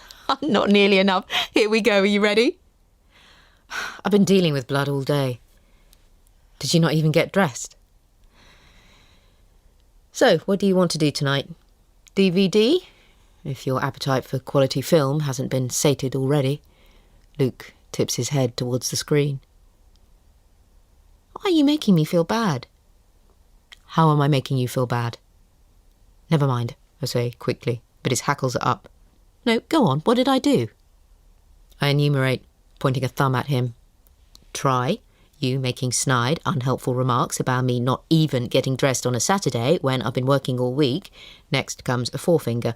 And having a go at me for taking a 2-minute break from my really quite stressful job hunt to watch a natural spectacle, which you seem bizarrely intent on pretending not to find interesting, even though 14 million, I checked the views count, okay, but still 1.4 million hits would beg to differ. As if 2 minutes, he mutters. What was that? Another snide remark. 10 minutes then. Fine. 15 minutes. Happy? You have no idea, I say, finally. You get to wake up every morning and go and do something you love, which also, conveniently, happens to be one of the most worthwhile things you could do in the world. How can I possibly compete? You don't need to compete. This is a relationship. He pulls out the chair next to me, sits and takes my hand like the doctor he very nearly is. We're a team. Right. And I'm the dead weight dragging you down. I don't like hearing you talk like this. He grazes my knuckles with his lips.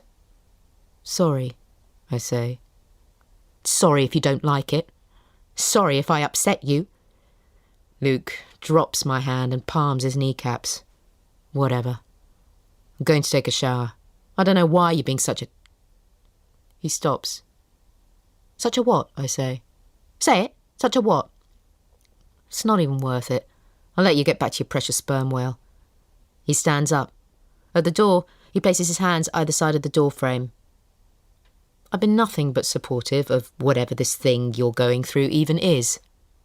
Yeah, and it's so annoying. Stop being so nice all the time. You can't even bring yourself to call me a bitch when I'm being a horrible bitch to you.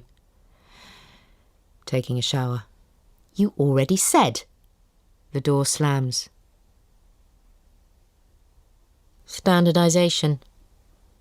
I take a walk to get some air and some perspective, and maybe, if I'm being totally honest, so Luke might worry, thus dissipating the storm of ill will I've gone and stirred up in the flat. But all I can think is, why don't they make these paving slabs stride-sized? Really? How hard can it be? Confrontation. When it starts to get dark, I head for home. "Hi," I say in a small voice at the door. So small I think Luke hasn't heard me. "Hi," I try, a little louder. "What do you want?" comes Luke's voice from the living room gloom where he sits in silhouette, channel surfing on mute. "To say I'm sorry?" There's a long pause. Luke's silhouette breaks its silence. You don't seem to realise there's a limit to how much a person can take. Sometimes it feels as if your sole aim in my life is to find the line and piss all over it. I fight the overwhelming impulse to point out that I can't be both unaware of the limit and make finding it my sole aim. While I wouldn't necessarily endorse that assertion or image, I say, choosing my words with tremendous care, I will concede I was being pretty awful earlier. Luke's silhouette doesn't move. Seriously, I was horrible and I apologise, though I would like to say, both for the record and in my own defence, that you were being quite mean. Well, I will concede it's a shame you felt that way, but I really, definitely wasn't. Okay, but what I'm saying is that you were. I don't understand how you can say that when it's simply not true. Well, I explain in my most patient, helpful voice, because it's possible to be mean without meaning to be. Are you actually sorry, he says? Because it sounds to me like you might be trying to score points with twisted logic. I don't want to score any points, I just wanted to let you know my experience. Well, now you have. Luke, I really am sorry. I don't know what's wrong with me. Hasn't been a good day. I spent hours and hours staring at the computer and it just felt like all these months in microcosm, doing hundreds of aimless searches based on stupid vague ideas I have about what might be a meaningful or even just nice way to spend my days. It's weird hearing you talk without being able to see your face. You look like those protected witnesses on the news. One who's in hiding from his evil girlfriend. Luke's silhouette head moves very slightly, and I hope, he is smiling. So, what's the verdict? Do you still hate me, I say? No, I suppose I don't totally hate you, he says, and his silhouette arm rises up and his silhouette fingers beckon me under. Mixed messages. I'm woken by Luke, propped on an elbow, singing Happy Birthday in creepy falsetto. Come and get me when you're done, I say, burrowing under the duvet. He lingers on the last note, feeling for my hand, and presses a small wrapped cube into it. Ooh, I rip off the paper. Earrings, I guess. Not earrings, but, he says as I lift the lid off the box, a ring. Oh. I look at him, then at it, until it blurs. What? He says. Is it okay? I nod. Are you sure? The rapid nodding continues as I extract it from its little velvet bed and lay it flat on my palm. This is from the same place as Sarah's. I remembered you really liked hers, but obviously it's a different ring. Try it on. Obviously, because Sarah's was an engagement ring. I slide it on. There's a pretty gold rose where the stone would be, were it an engagement ring. Exactly, he says. The woman called this one a cocktail ring, but I think that just means normal ring. I try to smile, but my bottom lip will not play ball. So, to confirm, you do like it, he says. I really do. My shoulders are bunched around my ears. When I try to drag them down, they ping back up. Luke crawls around on top of the covers so that he's kneeling in front of me. And you definitely don't want it to be an engagement ring? No. I turn my head slowly left to right. No way, not yet. We talked about this. You know I don't. Do I? Luke takes my head in his hands. Claire, look at me. I open my eyes. Are you crying? I always cry on my birthday. It's a tradition. I was born crying. Ask my mother. Mixed messages, 2. The bell goes and I open the door to see the postman, already retreating. Hey, hello, I call, and he turns, seeming astonished and irritated that ringing the bell has resulted in someone opening the door. He hands over a huge pink envelope, far too big to fit through the letter flap. In the hall, I look at the envelope, which is addressed in the neat all-caps style my father has in common with psychopaths. It might be, excepting forwarded bank statements, the first thing he's ever posted to me. I rip it jaggedly open and coax out a correspondingly huge card adorned with ribbon, glitter, glued-on satin rosebuds, and the words, "For our special little girl," featuring multiple fonts, scalloped edges, and a poem spanning many pink pages. Really, it's more of a booklet than a card. An epic in blandness, which leans rather too heavily on day as an end rhyme, preceded by to, birth, special, every, on this, birth again, you're big, wonderful, and lovely. In other words, an all-frills job, which, through its scale and flamboyance, serves only to highlight the very lack of motherly love it was doubtless trying to disguise. I leaf through it in search of a personal message, and about to give up, turn over and see on the back, Claire at the top, and from Dad and Mum beneath the words, "Time to celebrate." Not a message, as my father apparently thought, but the manufacturer's logo. Evaluation.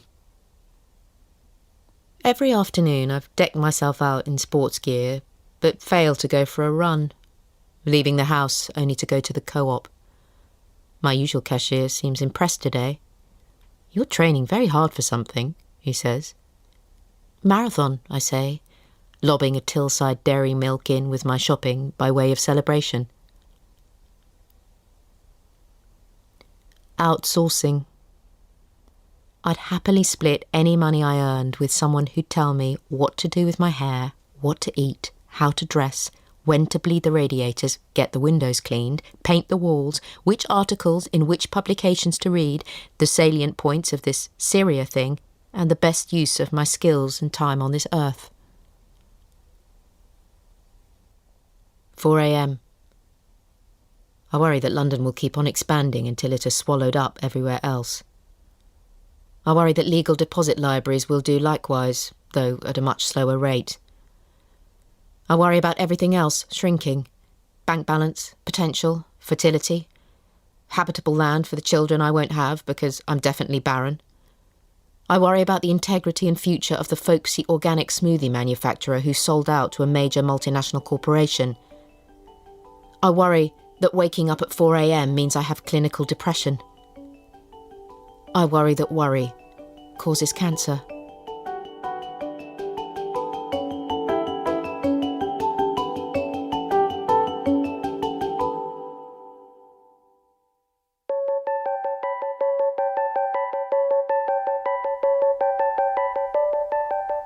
Ephemera. Things have been piling up over the last few months in the corners and at the edges of the rooms in our flat.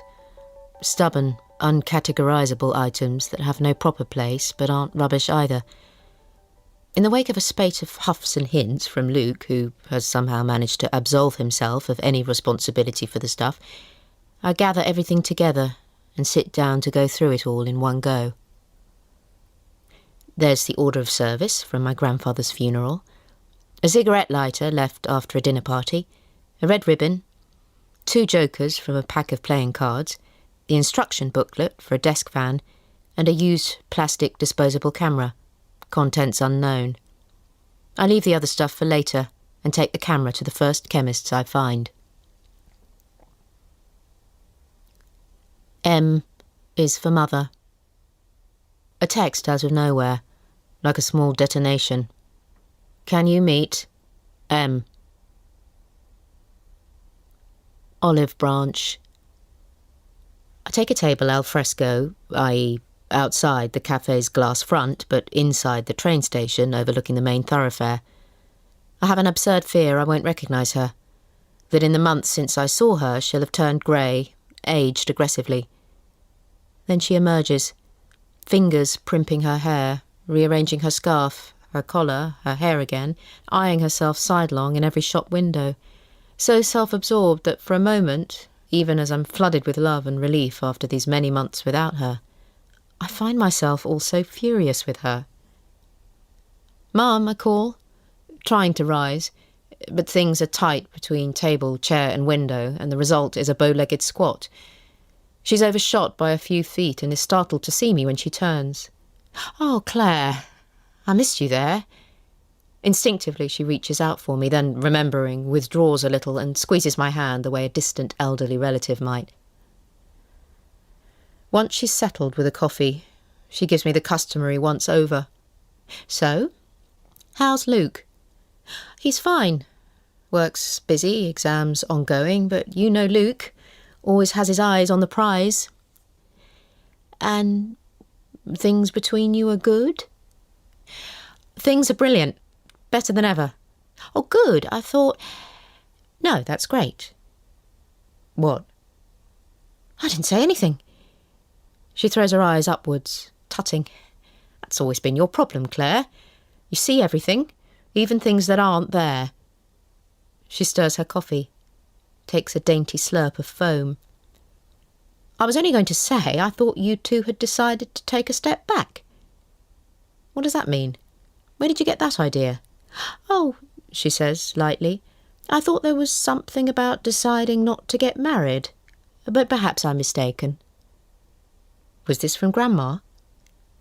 Her lips and brows gather in exaggerated thought. "I suppose... yes, it must have been." "So, is it true?" "No, not at all."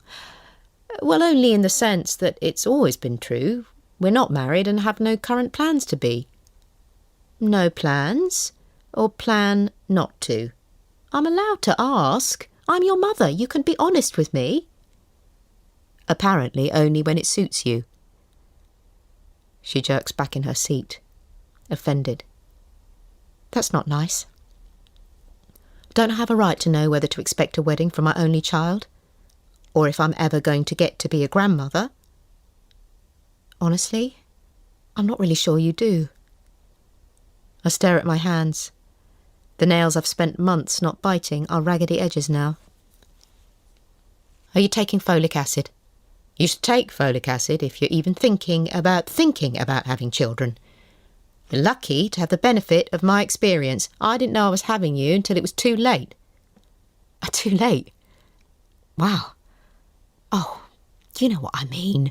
Stop being difficult. Too late to take the folic acid." "Mum, you haven't spoken to me for months. I could have almost had a baby in that time and you wouldn't even know." She looks briefly, guiltily hopeful, tries to cover her tracks with a wounded frown. "Your father and grandmother have kept me up to date. I'm not inhuman. I've been thinking about you." I study the wood grain, try a wobbly smile. "It's been hard for me too," she continues. "I've been working through things, trying to come to terms with my own grief and..." She closes her eyes, tosses her head and begins again. I wanted to see you today because I've been doing a lot of soul-searching and I feel I now might understand. Understand what? All this unpleasantness. I've been doing some reading around it.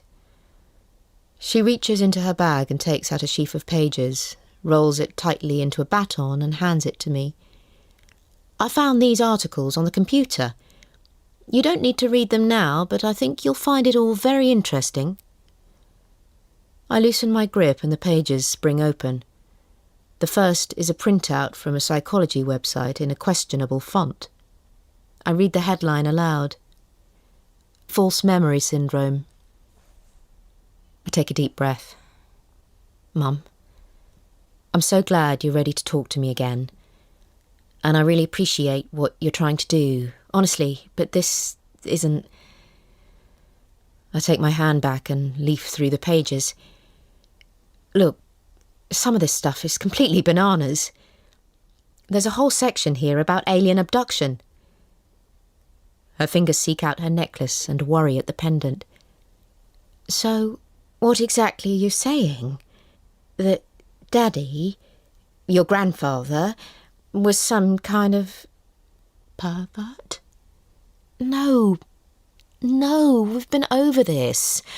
I'm saying what I've said right from the beginning. I made a badly timed, light-hearted remark that has been blown out of all proportion. So, it was a joke, then? He didn't actually... She gestures downwards. You know, show himself to you. No, I mean, he did, but not... Show isn't right. It was always more like a flash. The word choice is infelicitous. I quickly move on. It wasn't that he necessarily intended to, or if he did, it was just... Just what? I'm sorry, you're going to have to help me out here. I don't know. I flick away sudden tears with my knuckles. Passers-by peer at us, then avert their gaze. You need to ask him. A bitter laugh escapes. Well, I'm afraid it's a bit late for that. Maybe it was some kind of weird impulse he didn't understand. Something from his own childhood, maybe. You just said it was a light-hearted remark. Now it's some deep-seated trauma from his past. Which is it?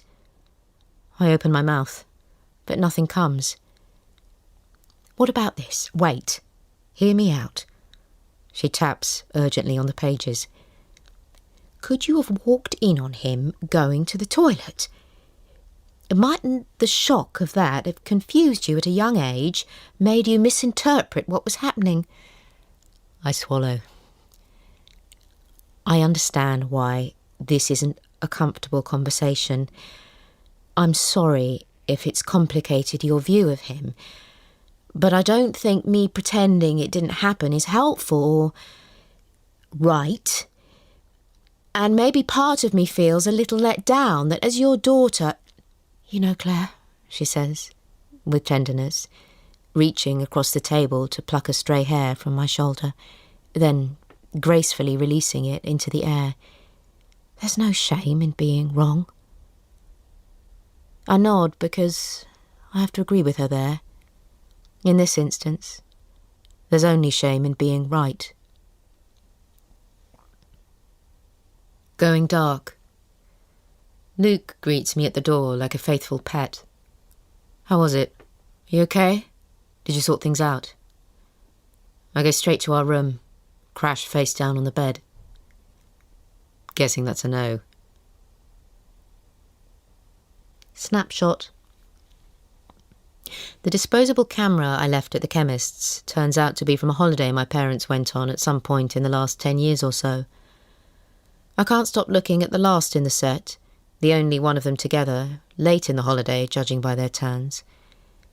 Relegated to the bottom left of the shot, Dad has his arm around Mum's shoulders, and both are smiling with sweet uncertainty, spared, only just, by the vast, blurry thumb of some anonymous stranger eclipsing all else. Domestic.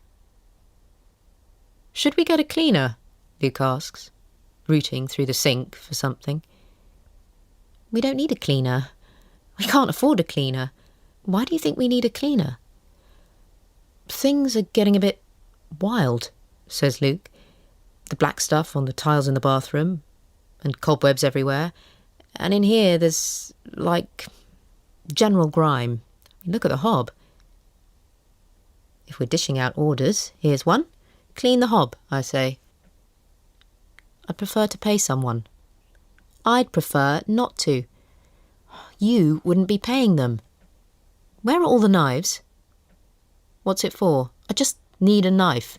If it's for buttering that bread, you can use a spoon, I suggest, wielding one. It's better than a knife for spreading. You use the back. He pulls it from my grasp and clatters it onto the worktop. I don't want to use a spoon. Honestly, try it. You'll never look back, I say. I bump him aside with my hip to get to the cleaning supplies and hunker down at the cupboard. What do you mean I wouldn't be paying? What do you think I mean? I put my knuckles on the ground to steady myself. You said you wouldn't do that. Do what? Hold me to ransom with your income. We agreed. I'm doing exactly the opposite. I'm freeing you up so you can spend more time getting a job. I straighten up. This isn't about getting a job. I can get a job anytime. I'm sorry if that isn't straightforward, but I always told you that was the plan. I spritz too much Mr. Muscle around the hob. How are we on this? I just wanted a knife, he says. You're undermining all the work I do around the house. You never say thank you, you never ask if you can help, and you never hear me complaining that you basically don't do anything. I move the dirt around in soapy swirls. Oh my God, you're right. I'm not finishing my medical degree to secure our future while also paying the mortgage and bills. Hang on, that's not fair. Whatever happened to what's yours is mine? You said you were happy with this arrangement. I am, as long as I keep everything spotless and don't complain. I don't think there was ever any danger of that happening. Piss off, I say. We're both a little stunned. Sorry, but I don't know how it's turned out like this.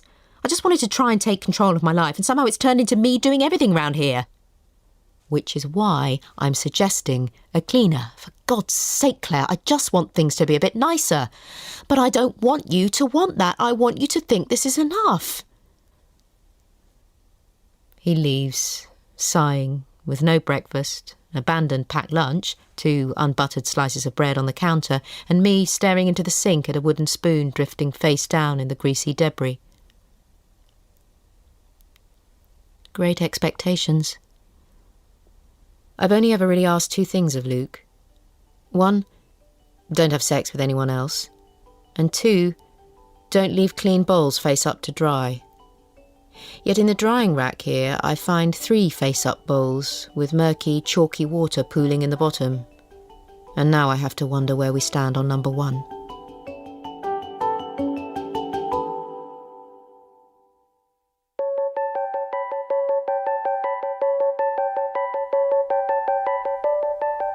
Invitation. At 6 p.m, my friend Polly calls to ask Luke and me to a spontaneous supper at the new house in Wimbledon she's bought with her fiancé, Will, a hedge fund manager. I tell her Luke's working late, but I'd love to come. I turn up at 8:15 to avoid awkward, sober mingling and take the only remaining seat at the table, a corner spot on a flimsy folding chair. Hi, I'm Claire, I say to the girls, women, really, on my right, both vaguely familiar and wearing dark, sleeveless clothing that seems designed to showcase their slim, toned arms. OK, hi, says the brunette. Sorry, what are your names? Clem, Totty, says the blonde, pointing first at herself, then her friend. Lottie, I say, thinking I must have misheard. Totty, as in Antonia, says Clem, and, with a condescending smile, leans away on an elbow to thwart further interaction. Claire's boyfriend Luke's a brain surgeon, Polly calls down the table, apropos of someone else's conversation. All startled faces turn my way. Well, trainee, I say. He's not fully qualified yet. Oh, wait, says Totty. You're Claire, as in Luke and Claire. Luke and Claire, Claire and Luke, both work. You know Luke?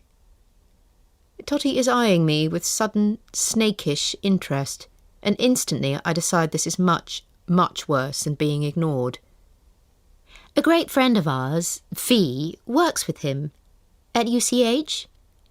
Fiona. Ugh. She would have awful friends. I should have recognised them from her Facebook photos. What small world, I say. So, you're Claire. Huh, says Totty. Isn't it so exciting about Johns Hopkins, says Clem. Sorry, John... Who's that again? I say, flustered, and Totty bucks back in her chair with an unconcealed snigger. Johns Hopkins? The hospital in America? Where they're doing the 6-month exchange? Everything dims, sort of fizzes at the edges. 6 months, I say, stupidly, then get it together. Of course. Sorry, I'm with you now. Yes, amazing news. Really exciting. Will you go out and visit, do you think? Asks Clem. Oh, no, wait. You don't work, do you? You planning to tag along for the whole residency? Speechless, I guzzle my soft drink, throwing my eyes around in a goofy, who-knows sort of way. Well, anyway, tell Luke that Tots and Clem say hi, says Clem, who, having had her fun, turns her fabulous blow-dry on me again. At my shoulder, Matthew is brandishing the wine. Sure I can't tempt you? Oh, go on, why not, I say. Morning. Not awake, exactly, more emerging from blackness. I open my eyes and try to piece it all together. A persistent buzzing detaches itself from the general assault of light and thirst and pain and queasiness, and I muster everything to locate the sound, which turns out to be coming from my phone inside my shoe under the bed. 3 missed calls from Luke. I ring him back. Hi, I croak. You're awake? His tone is brisk. Yeah, I'm not feeling great. So, I'll see you later? I'm staying at the hospital tonight. I guess I'll see you when I see you. He hangs up. Hospital. The word triggers a new sick feeling unrelated to the alcohol. I'd forgotten all about it. Johns Hopkins, 6 months. Dad. Waking from a short, deep nap on the sofa, I see I have a voicemail from my dad. I listen. The phrase, nothing urgent, crops up 4 times. I phone back immediately. What's wrong? Ah, it's Claire, my favourite child. I'm just at home, sitting down to some lunch. He sounds exactly how someone being told to act normal by a gun-toting madman would sound. At home? You have the day off? Is everything all right? In the silence, a new sound, like a whiny sort of panting, in the background. Is that... Can I hear a dog? Possibly. In the house? You hate dogs. Mum hates dogs. She doesn't mind Walnut. Walnut? My addled brain tries to make sense of this. Do you mean Hazelnut? Hazelnut belongs to their neighbours a few doors down. Whatever. I hope it's him, anyway. Otherwise I don't know who I have here. Pretty sure Hazelnut's a she. Listen, do you think I should give it a tomato? Dad, what's going on? After a few seconds of silence, he says, The thing I want you to remember, Claire, is that the person in charge on a day-to-day basis is a small, short-sighted, arrogant arsehole. I have 1,000 questions, but decide to let him continue. At last, he gets to the crux. A frank exchange of words at work this morning, resulting in my father being asked to leave. Asked to leave the premises or to leave the firm? Claire, I don't know. Is Mum with you? She is not. Have you told her? Not yet. I might come over if you don't mind. If you wish, he says. I pull on my shoes. The oven is open, and a delicious, comforting aroma has diffused throughout the room. "I was just checking on it when you arrived," he says, tilting the cake tin, teeth clamped appraisingly over bottom lip. "Needs a bit longer." He shoves it back in and slams the oven shut. The kitchen is in total chaos. Utensils and ingredients have taken over every surface. I sit cross-legged beside Hazelnut, sprawled in front of the oven, and ruffle her fur. "So, the dog. What about it? Come on, Dad. It was in the garden. I went out to investigate, and it got into the house." I look at Hazelnut lying on her side. She doesn't look capable of swift action. "Have you told the thingies yet? The Thompsons? They might think she's been run over. They'll be worried. Claire?" "It's under control." His palms press the air for emphasis. "Please, let me handle this. I'm waiting until your mother gets home." At the mention of my mother, everything falls into place. The dog, the mess. In the midst of all this orchestrated chaos, he's hoping the job thing might seem like just another crazy detail. It makes a kind of desperate sense. "I'm sorry," I say. "I'll let it go." "Well, I think I'll have a beer. Will you join me?" My hangover has receded to the point where a drink seems to be not just the best, but the only course of action. Body language. "Do you think you should talk to an employment lawyer? Find out what your rights are?" "I don't know." Dad clasps his hands behind his head. "I once read in a magazine that footballers do this when they miss a shot at goal because it mimics the support of their mother's hands cradling them as babies." "Maybe I'll get someone to recommend one," I say. "I have a few friends who are lawyers." "I always said you'd make a good lawyer," he says. Hazelnut stirs at his feet, places her chin on his knees and looks up at him. "Never once heard you say that." "To your mother I have." "Very fond of a loophole," says Dad, scruffling under the dog's ears. I think about it. It involves too much information for me. I'd probably get distracted by all the incidental stuff. He nods. "Maybe." Takes another swig of beer. "You made a good decision, Claire." "I did?" "Getting out of that job if you weren't happy. Took guts." "Thought you thought I was a bit of a dropout." "Well," he joggles his head, seeing my point. "In my day, if you went into a job, that's where you stayed for 40 years. If you didn't like it, too bad." "But you did like your job. Do like it, I mean." "I might have preferred to be an architect." He says this so frankly, it breaks my heart a little. "Oh, I never knew that." "Ah, yes. But you see, Claire, you never asked." It's true. I'd always assumed he was happy where he was, that he didn't have the imagination to question it, when in fact, all these years, I was the one who lacked the imagination to find out. "You're right. I never did. I'm sorry." He waves my apology away. I prop my chin on my palm. I wish I wanted to be an architect. It's not the most secure profession nowadays. I mean, I wish I knew what I wanted. Maybe there isn't going to be a magic job that will solve all your problems. There's a whole world between any old thing and the thing. What does Luke think about your situation? My mouth droops, and the fog of self-pity closes in. I think Luke's had enough of me. Dad's mobile thrums in his pocket. He takes the phone out and freezes. "It's your mother," he whispers. His eyes dart to the window in a move I recognise at a near genetic level. Wild paranoia that she's out there watching him. What will I do? Will I answer? What shall I say? "Take it," I say, "but I'm not here." "Well, hello," he warbles in the same too bright voice he used when he answered me earlier. "I'm terrific. Everything's fine. No, nothing. No, nothing.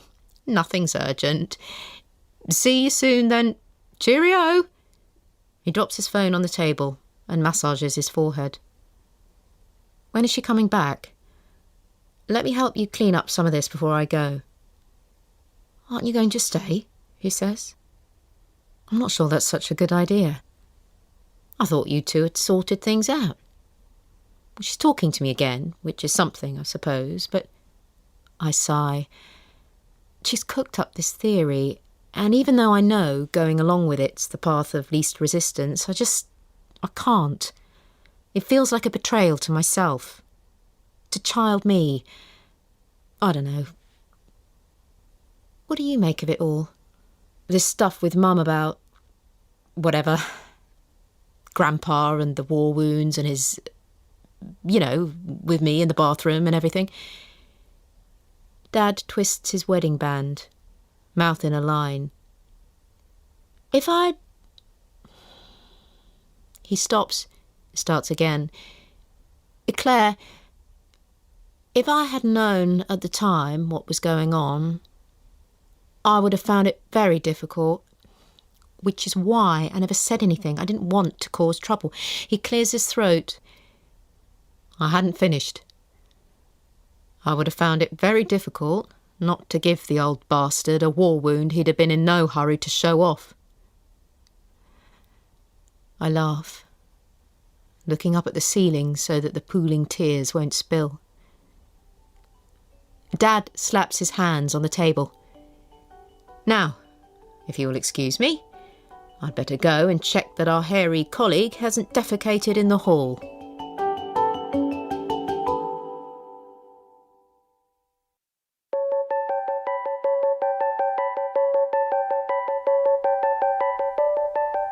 Mum. At the sound of Mum's key in the door, Dad and I lift our drinks in solidarity. Did you have any luck with the missing bin lit... Oh, she stops, seeing me. What are you doing here? She asks, taking in my leggings and Luke's jumper. Did you have an accident? We've been baking. And drinking, I see. You're home early, Mum says to Dad in an uncharacteristically non-accusatory way that makes me suspect she's already assumed the worst. What happened? She closes her eyes. Don't tell me. McKinnon, you let him have it? In a nutshell, he says. She sits down, still wearing her coat.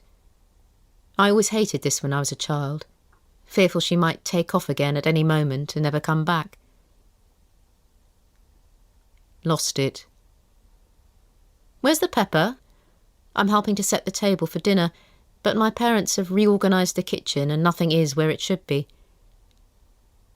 Did you want to borrow some proper trousers or a skirt or something before we eat?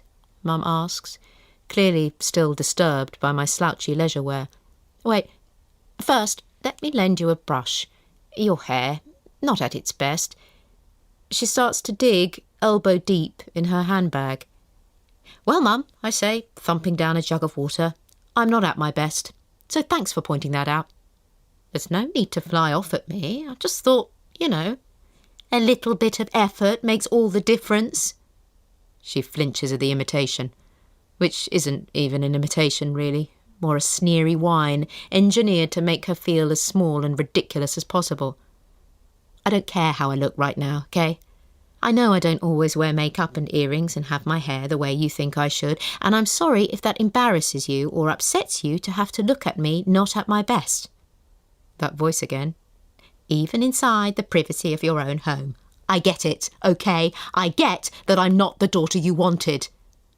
Now, Claire, says Dad from the stove, there's no need for that. I turn back to Mum. Her mouth is in a troubled pinch.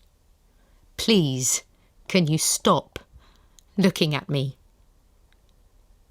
She lowers her lids with such swift sorrow, I'm instantly overcome by shame, and slide down against the cupboard to the floor.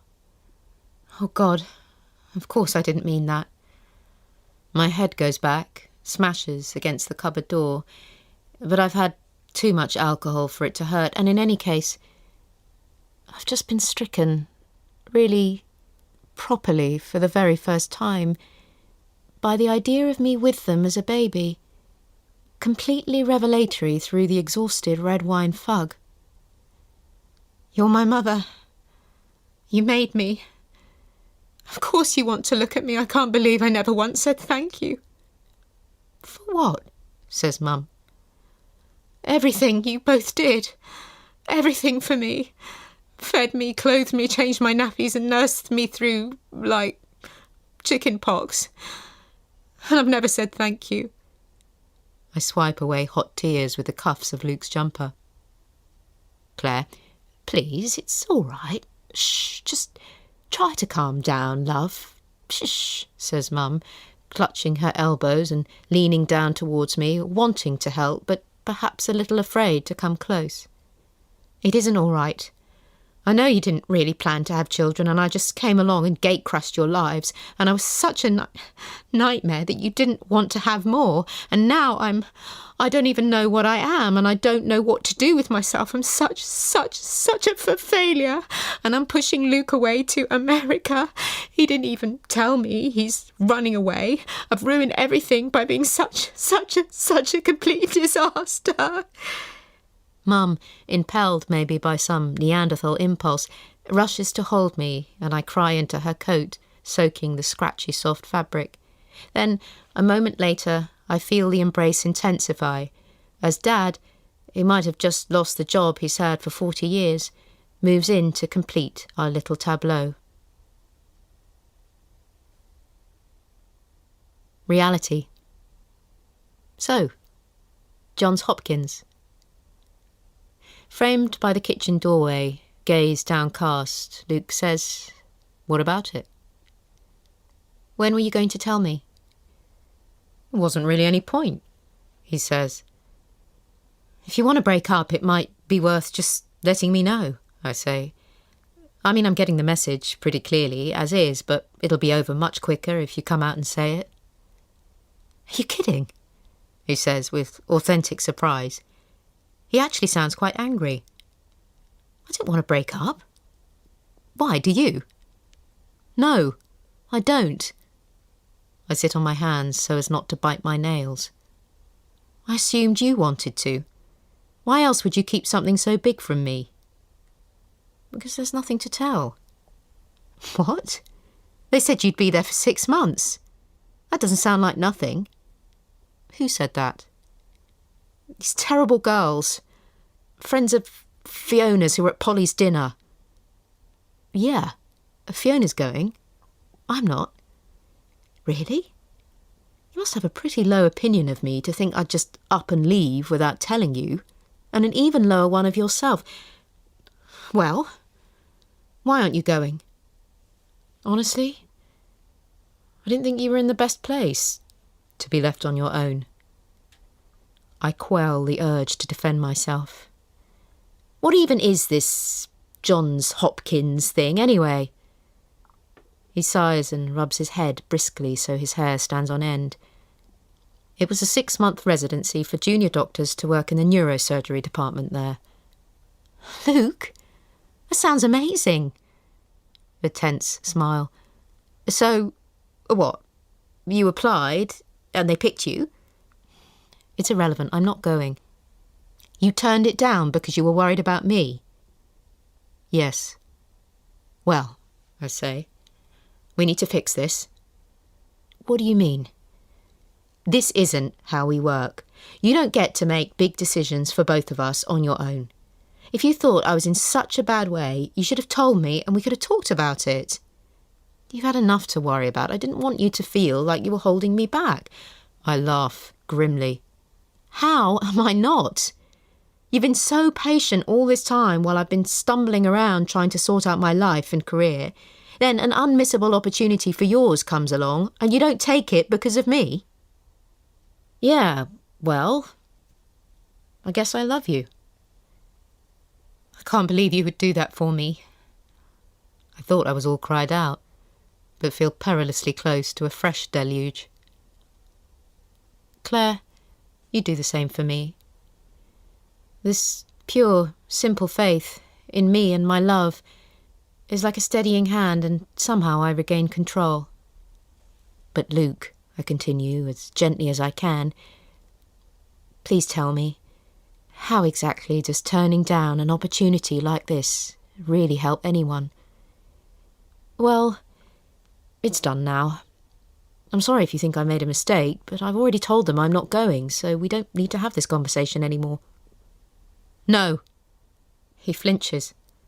I know I'm speaking too loudly. You're going to call them and tell them you are. Claire, I can't. It's unprofessional. They'll think... It's too late. I bet it isn't. You have to listen to me for a minute. Luke, I honestly, truly, completely, unequivocally, passionately think you should go. It has one of the best neurosurgery units in the whole world. It's crazy of you to pass this up. I already told you, it's too late. I bet it isn't. I'm sure it isn't. There's always a way. You have to at least ask, I say. You really would be okay with me going? 100%. Do you promise you'll ask? I do.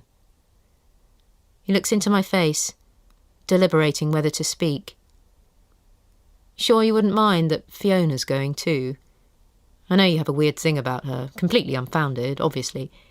Please, I say. I've met her friends, I'm not worried. I really don't think you'd last 5 minutes with someone who consorts with Totty and Clem. Oh, them. I've met them. They're not so bad. Totty? A person who calls herself Totty? I sigh. Have I really got you so very wrong all these years?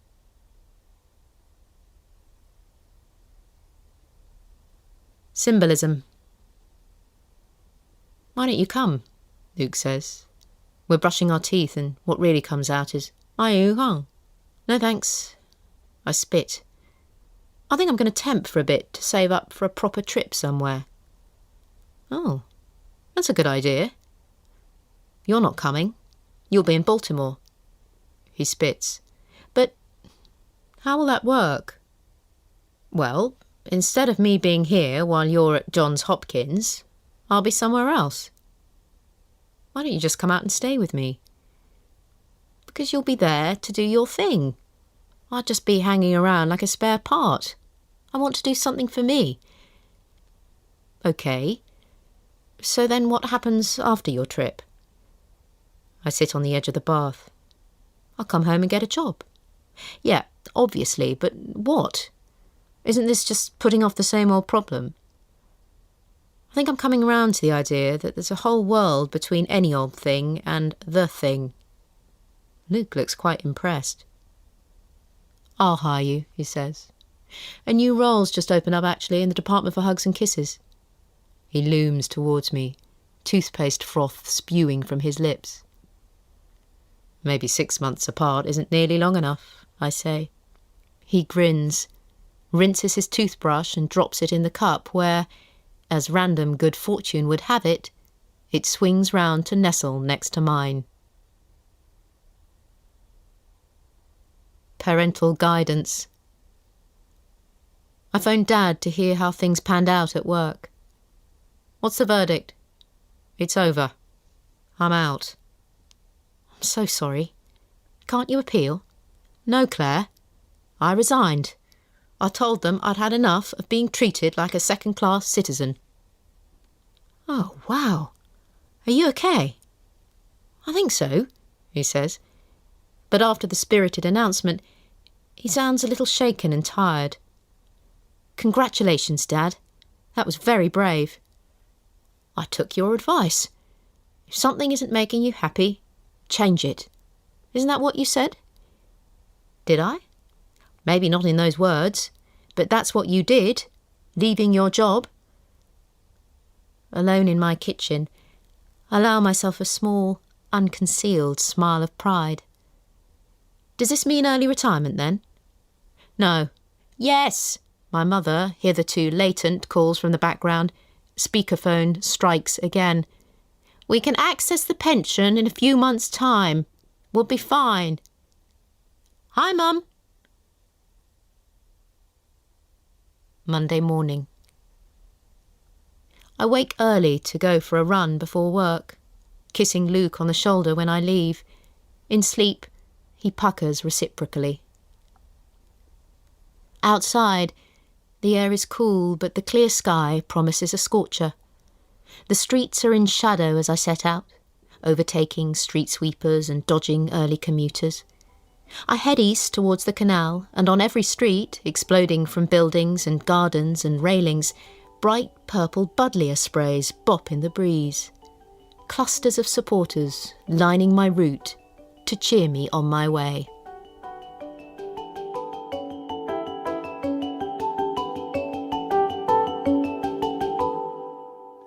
Emily Bruni was reading Not Working by Lisa Owens. The book was abridged by Robin Brooks and produced by Kirstine Cameron.